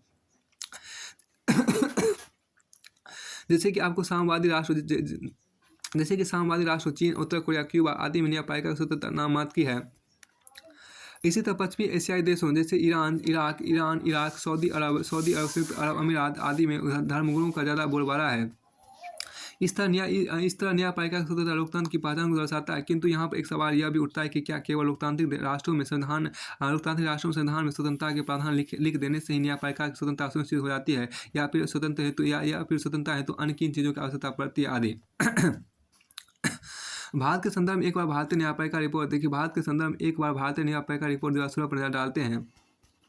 यह रिपोर्ट बताती है कि भारत में संपूर्ण न्यायपालिका में करीब 40% न्यायाधीशों के पद खाली हैं। करीब 45% न्यायपालिकाओं के पास क्वार्टर, कोर्ट रूम आदि की पर्याप्त व्यवस्था नहीं है। देखिए, करीब 45% न्यायाधीशों के पास क्वार्टर, कोर्ट रूम आदि की पर्याप्त व्यवस्था नहीं है। यह एक तथ्य यह भी है कि भारत में करीब 3 करोड़ मामले लंबित है, जिसमें 60,000 सुप्रीम कोर्ट में करीब 40 लाख उच्च न्यायालयों एवं करीब 2.5 करोड़ अधीनस्थ न्यायपालिकाओं में लंबित है, जो कि विलियम गोंडिस की इन पंक्तियों की याद दिलाता है। न्याय तुम्हें अगली दुनिया में मिलेगा, न्याय तुम्हें अगली दुनिया में मिलेगा, इस दुनिया में तुम्हें सिर्फ कानून मिलेगा। यहाँ देखिए क्या है कि इसके अलावा भारतीय न्यायपालिका पर भाई भतीजेवाद, भ्रष्टाचार, अपारदर्शिता जैसे आरोप भी लगते रहे। ऐसे मन में ये ख्याल आता है कि क्या वाकई न्यायपालिका स्वतंत्र है? यदि यह स्वतंत्र है तो फिर किस लिए स्वतंत्र है? क्या यह केवल मुकदमों का भार बढ़ाने के लिए स्वतंत्र है? यदि भारतीय न्यायपालिका कार्यप्रणाली में कुछ खामियां अवश्य है, जिसके कई कारक सामूहिक रूप में जिम्मेदार हैं, जैसे कि सरकार न्यायपालिका में टकराव, जटिल एवं पुराने कानून की भरमार, कम वित्तीय आवंटन, सरकार द्वारा जजों की नियुक्ति में देरी था, कुछ जजों द्वारा निजी हितों के कारण भाई भतीजावाद को बढ़ावा देना इत्यादि। एक नज़र भारतीय न्यायपालिका उपलब्धियों पर भी डालते हैं, जिससे ज़्यादा स्पष्ट हो पाएगा कि यह कितनी स्वतंत्र है। भारत में आपको देखिए, भारत में न्यायपालिका आजादी के बाद से भारतीय संविधान के संरक्षक एवं मूल अधिकार रक्षक के रूप में अपनी भूमिका को बखूबी निभाया है। इसने मेनका गांधीवाद हो या पुत्र स्वामीवाद, निजता अधिकार या नाज फाउंडेशन द्वारा दायर केस, जिसके द्वारा IPC 377 को गैर अपराध घोषित करना आदि ने मूल अधिकार को बढ़ाकर संरक्षित किया है। इसी तरह प्रशासनिक गड़बड़ी की आशंकाओं के चलते 24 स्पेक्ट्रम कोल आवंटन रद्द करना, ये वही राजनीतिक सूचिता लाने हेतु नोटा को विकल्प देना, 2 वर्ष से ज़्यादा सजा प्राप्त राजनेता को आगामी 6 वर्षों हेतु चुनाव लड़ने का आयोग करना आदि। देखिए इसी तरह सामाजिक न्याय हेतु PIL की शुरुआत करना आदि देखिए द्वारा न्यायपालिका ने भारतीय लोकतंत्र को सुदृढ़ बनाया है। न्यायपालिका को अच्छे कार्य के लिए मोदी ने 10 जजमेंट्स दैट चेंज इंडिया में भारतीय न्यायपालिका की तारीफ भी की है। देखिए 10 जजमेंट दैट चेंज इंडिया में भारतीय न्यायपालिका की तारीफ भी की है। उक्त परिचर्चा स्पष्ट है कि लोकतंत्र की पहचान न्यायपालिका की स्वतंत्रता से होती है। इसके लिए न्यायपालिका को प्रशासनिक, वित्तीय एवं कार्यकारी रूप में सक्षम एवं मजबूत बनाने की आवश्यकता है, जिससे कि यह न्यायपालिका और लोकतंत्र दोनों के लिए लाभदायी होगा, क्योंकि एक स्वतंत्र न्यायपालिका के माध्यम से लोकतंत्र की रक्षा की जा सकती है और देखिए लोकतंत्र को सफल बनाया जा सकता है। साथ ही इसे जन तक पहुंचा जा सकता है। मजबूत एवं स्वतंत्र न्यायपालिका के माध्यम से अपराधियों को तीव्रता से दंड एवं पीड़ितों को शीघ्र न्याय प्राप्त हो सकेगा, जिससे समाज राष्ट्र में शांति एवं कानून एवं व्यवस्था की स्थापना होगी, जिससे एक न्याययुक्त समाज एवं राष्ट्र निर्माण होगा और अंतर लोकतंत्र की जड़ों को और गहरी करेगा। न्यायपालिका के साथ ही अन्य संरचनाओं जैसे कि संघ लोक सेवा आयोग, निर्वाचन आयोग, अन्य राष्ट्रीय आयोग आदि की स्वतंत्रता भी सुनिश्चित और लोकतंत्र की पहचान में वृद्धि करेगी। अब आगे देखिए क्या भारत में अधिकतर कृषकों के लिए कृषि जीवन निर्वाह का एक सक्षम स्रोत नहीं रही। भारत में अधिकतर कृषकों के लिए कृषि जीवन निर्वाह का एक सक्षम स्रोत नहीं रही है। अब आगे यहाँ पर देखिए भारत में कृषि का एक विशेष महत्व प्राचीन काल से देखने को मिलता है। आधुनिक संदर्भ में भी कृषि को विकास का इंजन की संज्ञा से अलंकृत किया जाता है। कृषि से न केवल घरेलू आवश्यकताओं की पूर्ति की जाती है, वन व्यापार तथा वाणिज्य के लिए भी एक मजबूत आधार के रूप में मददगार सिद्ध हुई है। भारतीय परिप्रेक्ष्य में अधिक कृषि के विकास की बात की जाए तो इसके अंकुरण अवशेष सिंधु घाटी की सभ्यता से भी प्राप्त होते हैं। पुरानी दृष्टि से वेद, रामायण तथा महाभारत काल में भी इसकी परिचर्चा ज्ञात होती है। अयोध्या के राजा राम का जन्म भी कौशल्या के द्वारा खीर ग्रहण करने के उपरांत ही हुआ। अयोध्या के राजा राम का जन्म भी कौशल्या के द्वारा खीर ग्रहण करने के उपरांत ही हुआ। ऐसी शास्त्रीय दृष्टि है। वैदिक काल, मौर्य काल, गुप्त काल से निरंतर गतिशील कृषि को मुगल काल तथा ब्रिटिश लोगों ने भी महत्व दिया। मुगल काल और ब्रिटिश भारत में सबसे बड़ा अंतर यह था कि अब कृषि को व्यापार के लिए स्वार्थपरक दृष्टि से प्रयोग किया जाने लगा था। यद्यपि मुगल अथवा अंग्रेज कृषि की समृद्धि हेतु नई पद्धतियों या नवाचारों का उपयोग अभी सभी ने किया, किंतु इनका मुख्य उद्देश्य किसानों की आय में वृद्धि करना तो बिल्कुल नहीं था। बल्कि यहाँ तक कि ब्रिटिश भारत में तो कृषि के द्वारा किसानों के जीवन का निर्वाह एक असंभव सा था।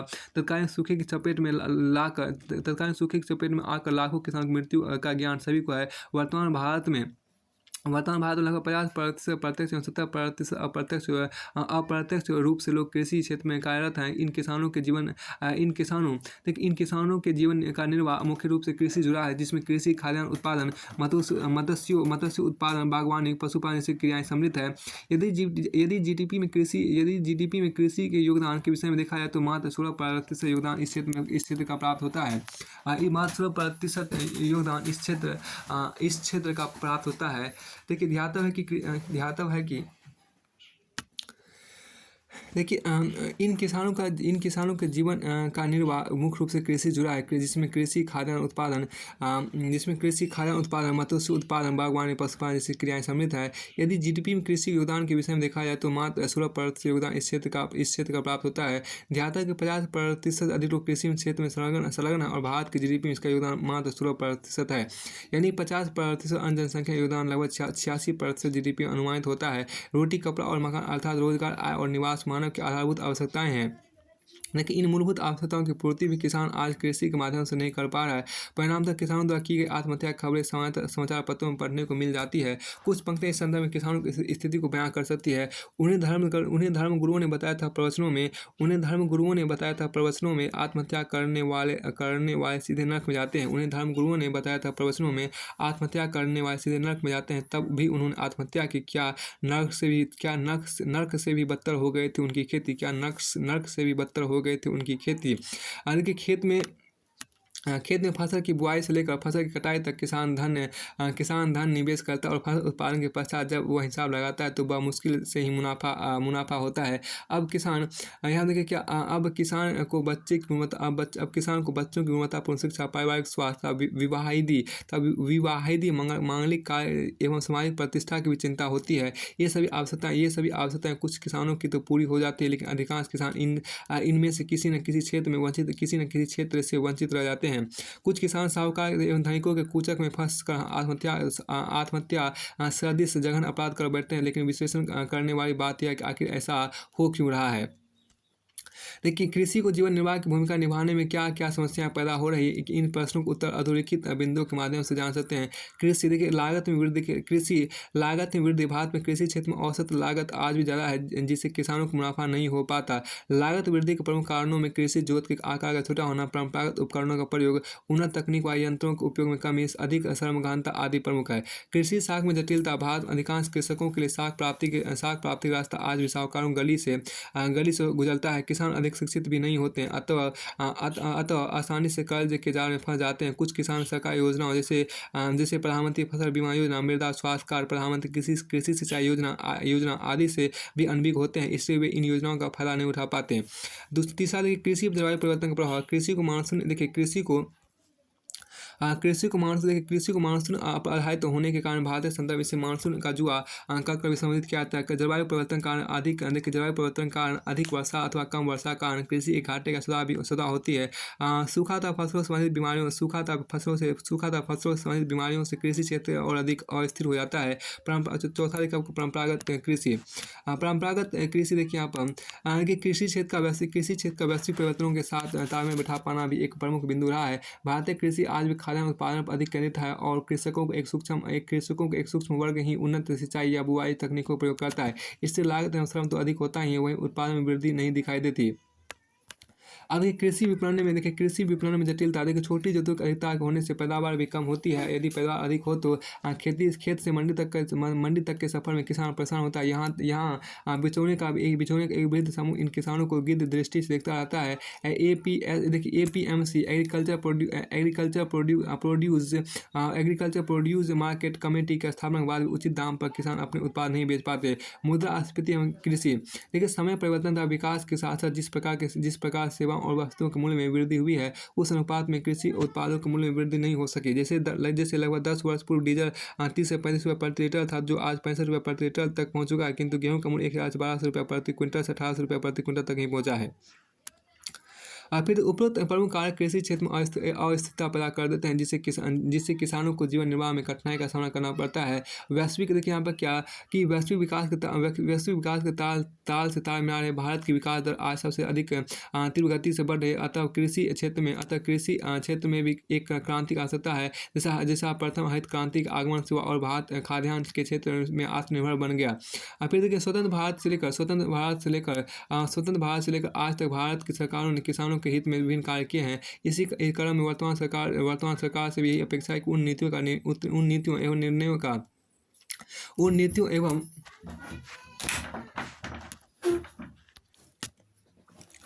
स्वतंत्र भारत से लेकर आज तक भारत की सरकारों ने किसान के हित में विभिन्न कार्य किए हैं। इसी क्रम वर्तमान सरकार से भी यही अपेक्षा है कि उन नीतियों का निर्माण एवं क्रियान्वयन संभव हो, जिससे किसानों की आय में वृद्धि होता है, जीवन की सुगमता हो। इसी संदर्भ भारत सरकार द्वारा लिया गया संकल्प 2020 तक किसानों की आय को दोगुना 2022 तक था।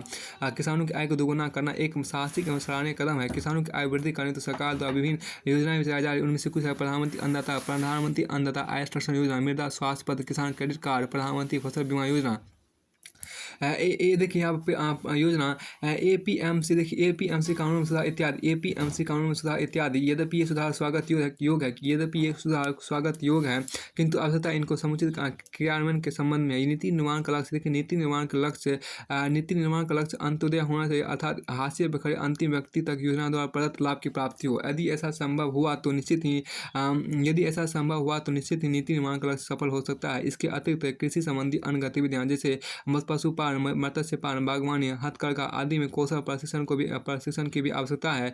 अवसंरचनात्मक सुधार करने के साथ साथ कल्याणकारी योजनाओं के माध्यम से शिक्षित युवाओं की संलग्नता से कृषि को घाटे के सौदे की जगह मुनाफे के क्षेत्र के रूप में विकसित किया जा सकता है। फिर आपको आगे यहाँ पर देखिए कि उचित पोषण मानव विकास की आधारशिला है। देखिए यहाँ पर जो आपको कहा है उचित पोषण मानव विकास की आधारशिला है।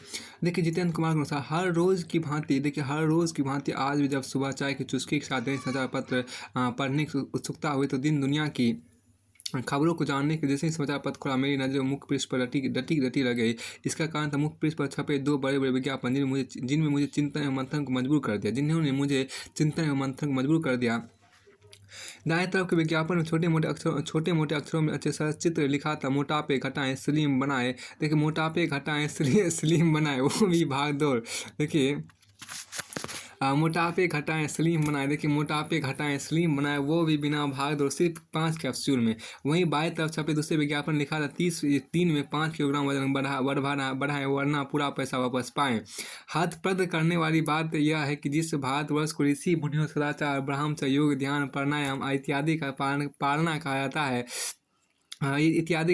कहा जाता था, जहाँ की मिट्टियों से खुशबू मांगती थी, जहाँ की मिट्टी से भी खुशबू मांगती थी बरसाई लोगों की जननी इस स्वस्थ धरा पर आखिर कौन सा ग्रहण छा गया है कि मानव स्वास्थ्य पर इस तरह के विज्ञापनों की आवश्यकता आन पड़ी। इस पर विस्तार से चर्चा करने से पहले पोषण के प्रकारों को समझ लेते हैं। पोषण देखिए यहाँ पर पोषण को मोटे तौर पर 3 भागों में बांटा जा सकता है। पहला प्रकार अल्पोषण, अर्थात ऐसा पोषण जिसमें शरीर निर्माण तथा मानसिक विकास हेतु आवश्यक पोषण तत्वों की ही पूर्ति हो पाती है, जिसकी वजह से मानव दुबला पतला तथा कुपोषण से ग्रस्त हो जाता है। अंग्रेजी में इसके लिए चाइल्ड वेस्टिंग तथा स्टंट जैसे शब्दों का भी प्रयोग किया जाता है।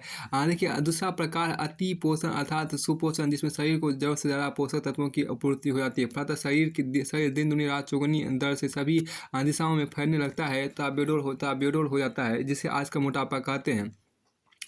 अल्प पोषण एवं अति पोषण दोनों ही मानव की कार्य क्षमता को प्रभावित करती है। इसी क्रम में तीसरा प्रकार उचित पोषण अर्थात ऐसा पोषण जिसमें शरीर के संतुलित विकास मानसिक विकास हेतु जरूरी पोषक तत्वों की पूर्ति की जाती है। इस प्रकार का पोषण ग्राह्यता मानव कार्य में दक्ष रोगों से कोसों दूर मानसिक रूप से संतुलित सक्रिय रहता है, जिसे आज का मानव संसाधन जैसी संज्ञाओं से सुशोभित किया जाने लगा है।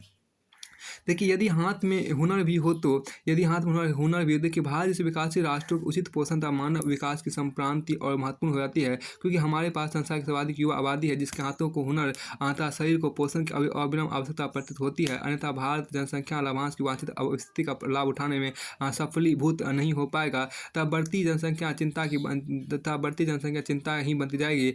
जिमरमैन महोदय का भी कहना है कि संसाधन होते नहीं बनाए जाते हैं। अतः भारत की जनसंख्या को दक्ष मानव संसाधन में बदलना है।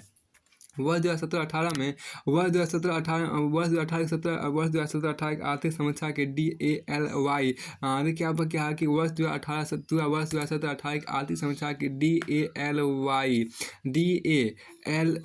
रिपोर्ट भी कुछ चिंताजनक तस्वीर पेश करती है, जिसमें कहा गया है कि भारतीय जीवन प्रत्याशा तो 68 वर्ष के पार है, परंतु यदि स्वस्थ अवस्था में बिताए दिनों की बात करें तो यह आंकड़ा 50 से भी नीचे आ जाता है। अंतर्राष्ट्रीय स्तर पर जारी होने वाले मानव विकास सूचकांक में भारत की स्थिति दक्षिण एशियाई देशों के मुकाबले भी बदतर है। इस सूचकांक से एक बात तो स्पष्ट है कि साथ ही देशों पर गौर करने पर पता चलता है कि जिन देशों के नागरिक स्वस्थ है यथा नॉर्वे, स्वीडन, न्यूजीलैंड, फ्रांस, वहाँ का मानव विकास देखने मात्र से भी स्पष्ट झलकता है। वहीं दूसरी ओर अफ्रीकी देशों, दक्षिण एशियाई देशों में भुखमरी एवं कुपोषण के चलते उच्च मृत्यु दर, स्वास्थ्य समस्याएं ज़्यादा देखने को मिलती है। परंतु अमेरिका, ब्रिटेन आदि देशों में अति पोषण के चलते मानव कार्य क्षमता बिगड़ी है, जिसने पृथ्वी की धारण क्षमता पर भी प्रश्न चिन्ह लगाया है। इसका मुख्य कारण आपको जंक फूड है। फिर देखिए क्या भारत का अंतर्राज्यीय विश्लेषण करने पर पोषण आधारित स्पष्ट भेदभाव देखने को मिलता है, जिससे मानव सीधे तौर पर जुड़ा हुआ है। जहाँ पंजाब, हरियाणा, केरल जैसे राज्यों में उचित पोषण की वजह से संतुलित मानव विकास हो पाया, वहीं बीमारू राज्यों एवं पूर्वोत्तर राज्यों में तुलनात्मक रूप से चिंतित स्वास्थ्य दशा विद्यमान है। भारत में एक कहावत काफ़ी प्रचलित है, पहला सुख निरोगी काया अर्थात शरीर का स्वस्थ रहना प्रमुख सुख है। स्वस्थ शरीर को संतुलित भोजन की आवश्यकता होती है। भोजन अवस्था से वृद्धा अवस्था तक शरीर की भिन्न आवश्यकताएं होती है तथा क्षेत्र, समय, जलवायु, श्रम संलग्नता आदि के आधार पर निर्धारित की जाती है। मोटे तौर पर देखा जाए तो माँ के दूध से लेकर अंकुरित अनाज, दालें, फल, हरी सब्जी, अंडा, मछली इत्यादि उचित मात्रा में सेवन आवश्यक होता है। साथ ही सर्वांगीण विकास के खानपान के साथ साथ खेल, नियमित दिनचर्या, योग, ध्यान, आसन, प्राणायाम, स्वच्छ पेयजल, स्वच्छ वातावरण की अतुलनीय भूमिका होती है। साथ ही संतोष भी परम आवश्यक है। संतोषम परम सुखम। उचित पोषण वही माना जाएगा जो अवस्था के अनुसार आवश्यक हो, अन्यथा कुपोषण या सुपोषण को जन्म दे सकता है। यहाँ कहा भी गया अति सर्वत्र वर्ज्यते। देखिए भारत में उचित पोषण हेतु स्वतंत्रता पूर्व से लेकर वर्तमान तक अनेक प्रयास किए गए हैं, जिनमें सामुदायिक विकास कार्यक्रम, परिवार नियोजन, जननी शिशु सुरक्षा योजना, mid day meal, Ayushman Bharat, राष्ट्रीय स्वास्थ्य मिशन, प्रधानमंत्री मातृ सुरक्षा अभियान, प्रधानमंत्री जन औषधि केंद्र प्रमुख हैं। प्रमुख राज्यों के देखिए यहाँ पर क्या कि राज्यों के स्वास्थ्य क्षेत्र में प्रतिस्पर्धात्मक विकास को बढ़ावा देने के लिए नीति आयोग ने स्वास्थ्य सूचकांक जारी किया है। वहीं महिला एवं बाल विकास विभाग स्वास्थ्य मंत्रालय के साथ मिलकर महिलाओं में अर्हता की कमी दूर करने हेतु सबल जैसी योजना लाई है। स्कूलों में आयरन फॉलिक एसिड प्रदान करना राजस्थान सरकार द्वारा हाल ही में बच्चों के लिए दूध प्रदान करने की योजना, या फिर नीति आयोग स्कूल में आयरन फॉलिक एसिड प्रदान करना राजस्थान सरकार द्वारा हाल ही में बच्चों के लिए दूध उत्पादन करने की योजना, या फिर नीति आयोग का राष्ट्रीय पोषण मिशन हो। इन सभी का उद्देश्य पोषण स्तर बढ़ाना है तथा वैश्विक भुखमरी सूचकांक में हासिल निम्न रैंकिंग 100वां से शर्मसार होने से बचाना है। अनेक प्रयासों के बावजूद भी देश की मांग के अनुसार कार्यान्वयन स्तर पर और अधिक काम करना है, ताकि लक्षित व्यक्ति लाभ प्राप्त कर सके। हमें भारत को नया भारत बनाने तथा संसार को वसुधैव कुटुंबकम में बदलने के लिए इस उदासीनता तथा संवेदनहीनता को तिलांजलि देनी होगी। श्रेष्ठ परिणामों से प्रेरणा लेते हुए नित्य नूतन स्वास्थ्य परीक्षणों तथा प्रयोगों के प्रति आसवान एवं निष्ठावान होना होगा।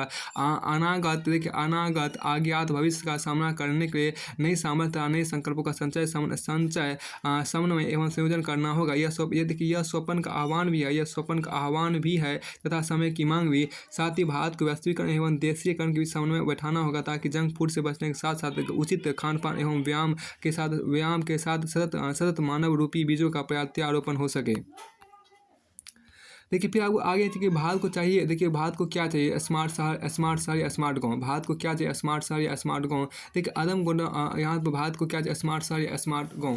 देखिए अदम गोंडवी आपके यहाँ पर है।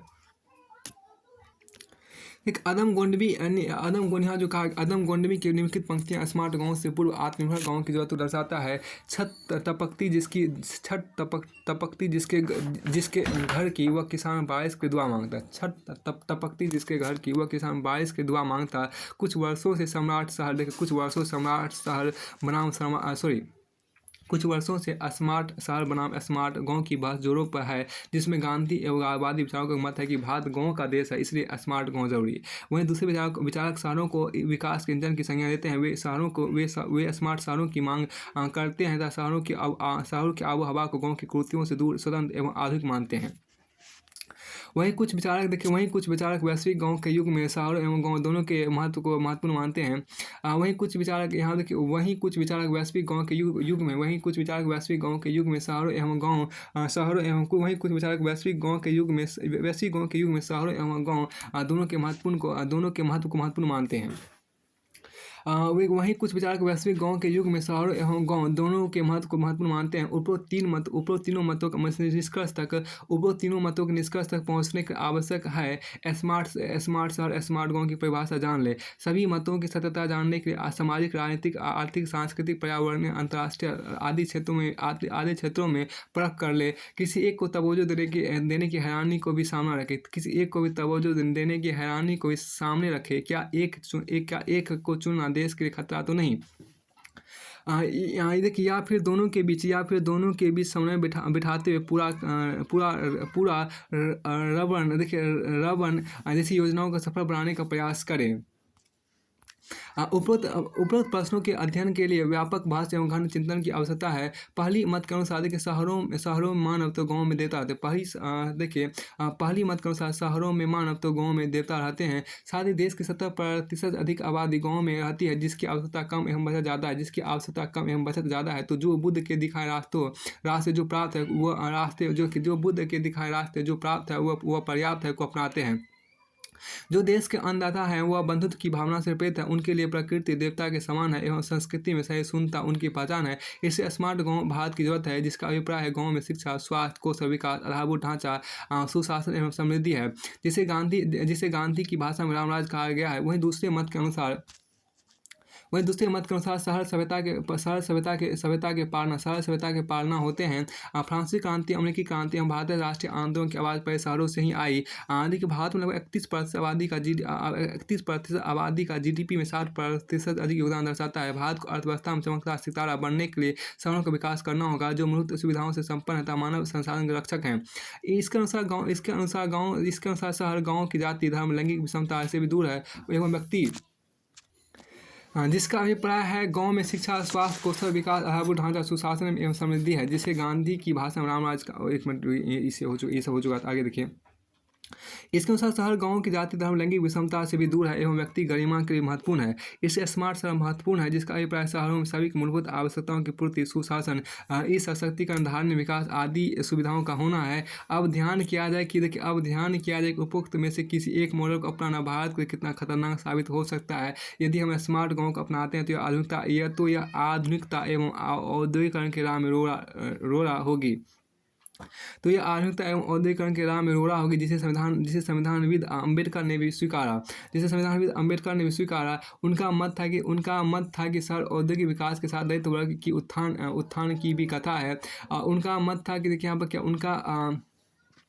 उनका मत था कि शहर औद्योगिक विकास के साथ दलित वर्ग की उत्थान की भी कथा है, इसलिए शायद स्वतंत्रता के बाद पंचवर्षीय योजना में भारी उद्योगों पर ध्यान दिया गया।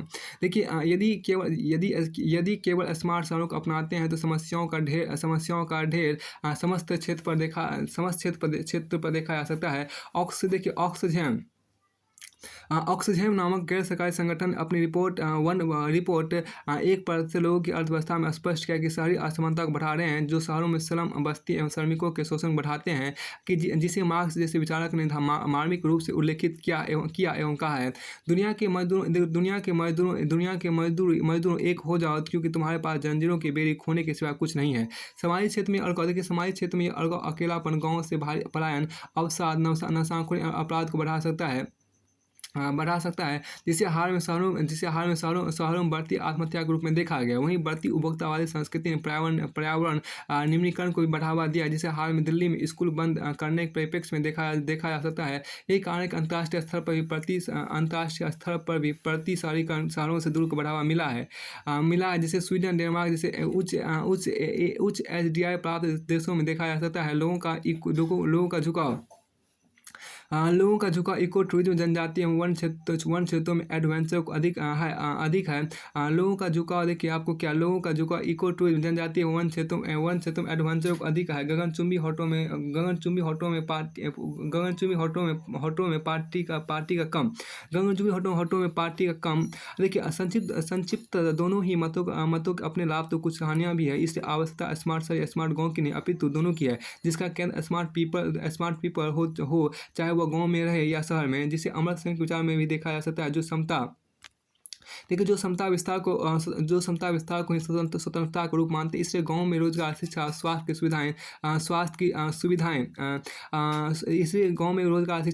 की सुविधाएं उपलब्ध कराकर पलायन को रोकना जरूरी है। वहीं शहरों में असमानता को दूर करने के लिए समावेशी एवं धारणीय विकास की जरूरत है। जहाँ गाँव के उत्पादों को शहर का बाजार देने की जरूरत है, तो शहरों की स्मार्टनेस को गाँव के हार्डवर्क की जरूरत है। जहाँ गाँव के उत्पाद को शहरों का बाजार देने की जरूरत है, तो शहरों की स्मार्टनेस को गांव के हार्डवर्क की जरूरत है। देखिए जहाँ गांव को सामाजिक कुरीतियों को दूर करने की जरूरत है, तो शहरों की शॉर्टकट की जिंदगी से दूर होने की जरूरत है। इससे आवश्यकता शहर की भागती जिंदगी को गांव के पवित्र एवं बंधुत्व वाले वातावरण से मिलाने की है, जिसमें गांव का उत्पाद शहर की खाद्य प्रसंस्करण उद्योग को बढ़ावा देगा। कांचीपुरम इकस बनारसी साड़ी शहरों में मॉडलों का परिधान बनेगी। इस प्रकार समस्त क्षेत्रों में गाँव एवं शहरों को मिलकर काम करना होगा, जिसके लिए हाल की योजना रबर मिशन, स्मार्ट सिटी, प्रधानमंत्री फसल सिंचाई योजना, स्टैंडअप इंडिया, डिजिटल इंडिया, कौशल विकास आदि के स्टैंडअप इंडिया, डिजिटल इंडिया, कौशल विकास आदि अति महत्वपूर्ण है। आवश्यकता इन योजनाओं को छाताधारी स्वरूप में क्रियान्वित किया जाए, जिसके राजनीतिक, प्रशासनिक प्रतिबद्धता, स्थानीय इकाइयों की सत्यनिष्ठा एवं समाज की जागरूकता अत्यधिक महत्व है। इसलिए केवल ये मानना कि भारत का विकास गांव से होकर जाता है तो आंशिक रूप से आंशिक सत्य शहरों पर पूरा दारोमदार छोड़ना विकृतता को बुलाने के समान है। इसे भारत को बुद्ध के दिखाए गए मध्यम मार्ग का पालन करके देश के तीव्र आर्थिक समावेश एवं धारणीय विकास को बढ़ावा देना होगा। देखिए यह काल भले ही दुर्गम या दुस्साहसी लगता हो, पर आशा किरण बनाए रखते हुए स्मार्ट पीपल के लिए स्मार्ट गाँव एवं स्मार्ट शहरों का विकास करना होगा। किसी ने ठीक ही कहा है कि हर अंधेरे सड़क की तरह यह सड़क भी भोर की ओर जाती है। किसी ने ठीक ही कहा है कि हर अंधेरे सड़क की ही तरह यह सड़क भी भोर की ओर जाती है। अब की रूढ़िगत नैतिकता आधुनिक जीवन की मार्गदर्शक नहीं हो सकती है। देखिए हम अपने यहाँ जो कहा गया है आपको, रूढ़िगत नैतिकता आधुनिक जीवन की मार्गदर्शक नहीं हो सकती है। इसमें देखिए जो आपको कहा गया कि हम अपने दैनिक जीवन में नैतिकता और नैतिक शब्दों का प्रयोग करते हैं, किंतु इन शब्दों की पूर्ण परिभाषा अत्यंत कठिन है। नैतिकता भिन्न-भिन्न प्रसंगों में प्रायः अलग-अलग अर्थ और संदर्भ में प्रयुक्त होती है। कुछ प्रसंगों में इनका अर्थ मूलात्मक है, तो कहीं पर संवेगात्मक अर्थों में इसका प्रयोग किया जाता है। व्यक्ति कार्यों की प्रशंसा या निंदा करके हम नैतिक या अनैतिक होने का निर्णय देते हैं, तो वह मूल्यात्मक अर्थ में स्वीकृत है। लेकिन नैतिकता रीति-रिवाजों, प्रथाओं, नियमों, सिद्धांतों एवं मूल्यों एवं आदर्शों आदर्शों से संबंधित वह सामाजिक व्यवस्था है जिसका उद्देश्य मनुष्यों के व्यक्तिगत कल्याण तथा सामाजिक हित की बढ़ोतरी करना है। व्यक्ति इस व्यवस्था को सामाजिक दबाव अथवा स्वयं अपनी इच्छा से स्वीकार करता है। अतः इस अर्थ में नैतिकता का स्वरूप अनिवार्यतः सामाजिक तथा इसका लक्ष्य व्यक्ति और समाज का एकदम कल्याण ही है। इसी कारण यह समाज के लिए मार्गदर्शक है, समाज की दिशा तय करती है तथा सामाजिक व्यवस्था बनाए रखने का अनिवार्य भी है। अब सवाल यहाँ देखिए क्या कि अब सवाल यह उठता है कि क्या यह कानून के समानार्थक प्रतीत नहीं होती। कानून भी सामाजिक व्यवस्था बनाए रखने के लिए होते हैं, समाज के लिए समाज कल्याण हेतु मार्ग प्रशस्त करते हैं, तो नैतिकता से भिन्न कैसे। दरअसल दोनों में गुणात्मक भेद है। कानून मानवीय आचरण के बाह्य पक्ष को भी नियंत्रित नहीं करता है, भावना और अभिव्यक्तियों को नियंत्रित नहीं करता, जिसका संबंध मनुष्यों के आंतरिक पक्ष से है। नैतिकता मानव के आंतरिक एवं बाह्य दोनों पक्षों को नियंत्रित करती है। कानून देखिए यहाँ पर कानून व्यक्ति पर बाह्य रूप से आरोपित होते हैं, जबकि नैतिकता अपने विकसित रूप में आत्मारोपित होती है। व्यक्ति दंड से बचने के कानून का पालन करते हैं, किंतु नैतिकता व्यक्ति के जीवन का अभिन्न अंग होती है। उनका पालन व्यक्ति किसी भय का प्रलोभन से नहीं बल्कि अपनी इच्छा से करता है। नैतिक नियमों की कुछ अलग निर्दिष्ट विशेषताएं होती है, जैसे अपराध बोध नैतिकता के उल्लंघन के साथ अनिवार्यतः जुड़ा हुआ है। यह मनुष्य को प्रायश्चित तक के लिए प्रेरित करता है। लेकिन रूढ़िगत का अर्थ तार्किक और वैज्ञानिक दृष्टिकोण की अपेक्षा परंपरागत मान्यताओं का आस्थापूर्वक पालन है। मान्यताएं काल सापेक्ष होती है, जरूरत के अनुसार बदलती रहती है, और यदि वह नहीं बदलती तो रूढ़ि बन जाती है। तो क्या नैतिकता का स्वरूप भी रूढ़िगत होता है? क्या संबंध है नैतिकता के रूढ़िवाद से, और क्यों नैतिक नियम रूढ़िगत हो जाते हैं? यदि हम नैतिकता को सामाजिक व्यवस्था बनाए रखने वाला मार्गदर्शक सिद्धांत माने, तो आदिगत अर्थ में नैतिकता को रख पाना कुछ मुश्किल प्रतीत होता है। मानव एक सामाजिक प्राणी है। एक लंबे समय से सामाजिक व्यवस्था के विकास क्रम में आपसी हितों में टकराव के फलस्वरूप होने वाले क्षय एवं अनुपयोगी परिणामों से सीखते हुए कुछ तत्व अनवरत नियमों की भांति चले आ रहे हैं, जिन्हें अब सामाजिक नियमों की संज्ञा दे सकते हैं। रूढ़ि का संबंध प्राचीन से नहीं, प्राचीन भी तर्कसंगत और वैज्ञानिक दृष्टिकोण से उत्पन्न हो सकता है। रूढ़ि का संबंध तर्क की बजाय आस्था से है। आस्था के पीछे कोई मान्यता छिपी होती है। नैतिकता का उद्यम समाज द्वारा समाज के कल्याण के लिए ही होता है। इसका संबंध किसी अति प्राकृतिक सत्ता या दैवीय शक्ति से नहीं है। अतः यह प्रश्न अप्रासंगिक प्रतीत होता है कि नैतिकता रूढ़िगत भी हो सकती है। हाँ, यदि प्राचीन प्रथाओं को नैतिक मानने लगे तो रूढ़िगत नैतिकता का नाम दिया जा सकता है, किंतु उसका स्वरूप नैतिक व रूढ़िगत ही अधिक होगा। और निश्चित रूप से ऐसी नैतिकता सामाजिक विकास का वाहक नहीं बन सकती। हमारे देश में संवैधानिक नैतिकता की प्रस्थापना की आवश्यकता है, न कि रूढ़िगत नैतिकता की। जब तक मानव समाज का अस्तित्व है, तब तक मनुष्य की नैतिकता की सार्थकता एवं आवश्यकता बनी रहेगी। इसका उद्देश्य अस्थायी है, मानव कल्याण, जबकि स्वरूप परिवर्तनशील है। देखिए परिवर्तनशील नैतिकता समाज के लिए एक उपयोगिता है। नैतिकता समाज के लिए एक उपयोगिता है तो व्यक्ति के लिए, नैतिकता समाज के लिए एक उपयोगिता है तो व्यक्ति के लिए आनंद। जो समाज के उपयोगी नहीं वह नैतिक भी नहीं। इसका विस्तार और घनत्व किसी प्रथा या परंपरा से अधिक है। जिस समाज की नैतिकता केवल एकांगी हो, वह अन्य दिशाओं में अनैतिक होने का रास्ता खोल देता है। समाज की नैतिकता यह होनी चाहिए कि व्यक्ति भूख से न मरे, उसका जीवन बुनियादी सुविधाओं से युक्त हो। किसी वर्ग या धर्म विशेष की निजी आकांक्षा सामाजिक नैतिकता नहीं हो सकती। किसी को ब्रह्म मोक्ष या जन्नत की प्राप्ति होगी या नहीं, इससे समाज का कोई लेना देना नहीं है। फिर देखिए सामाजिक नैतिकता का फ्रेम बड़ा है, जिसमें शांति, सद्भाव और मानव कल्याण के रंग भरे हुए हैं। ये सदा सर्वदा विद्यमान रहेंगे जब तक मानव सभ्यता रहेगी। प्रथाएं, मान्यताएं, विचार, आवश्यकताएं ये सब परिवर्तनशील है। प्रथाएं, मान्यताएं, विचार, आवश्यकताएं ये सब परिवर्तनशील है, जो कर रूढ़ि का रूप ले सकते हैं, किंतु मानव कल्याण कोई रूढ़ि नहीं है। यदि हम सामाजिक धार्मिक प्रथाओं को सामाजिक नैतिकता मानने की भूल कर रहे हैं, तो निश्चित ही ऐसी नैतिकता समाज की प्रगति का मार्ग प्रशस्त नहीं कर सकती। ऐसा समाज जड़ समाज होगा और उस समाज की कौम एक विक्षिप्त कौम, क्योंकि हमने तर्क और विवेक से किनारा कर लिया है। विवेक मनुष्य होने की पहली देखिए विवेक मनुष्य होने की पहली पहचान है। अतः नैतिकता रूढ़िगत नहीं होती, रूढ़ियाँ प्रथाओं और मान्यताओं से बनती है। आधुनिक समाज को आदि प्रगति पथ पर प्रशस्त होना है तो मानव कल्याण को सर्वोपरि मानने वाली नैतिकता को ही सामाजिक नैतिकता मानना होगा। ध्यान रहे कि मानव कल्याण तभी संभव है जब हमें प्रकृति और पर्यावरण का ख्याल भी रहे। अतः प्राणी मात्र का ख्याल करने वाली नैतिक मान्यताओं तथा संवैधानिक नैतिकता से ही आधुनिक जीवन का मार्गदर्शन हो सकता है। देखिए यहाँ पर क्या, अतः प्राणी मात्र का कल्याण करने वाली नैतिक मान्यताओं तथा संवैधानिक नैतिकता से ही आधुनिक जीवन का मार्गदर्शन हो सकता है और यही काम ही है, और यही काम ही है, और यही आपको काम ही है। यहाँ देखिए जो कहा गया, एक बार फिर देखिए, अतः प्राणी मार्ग का कल्याण करने वाली नैतिक मान्यता तथा संवैधानिक नैतिकता से आधुनिक जीवन का मार्गदर्शन हो सकता है और यही काम ही है। तो इसको यहीं तक रखिए अभी।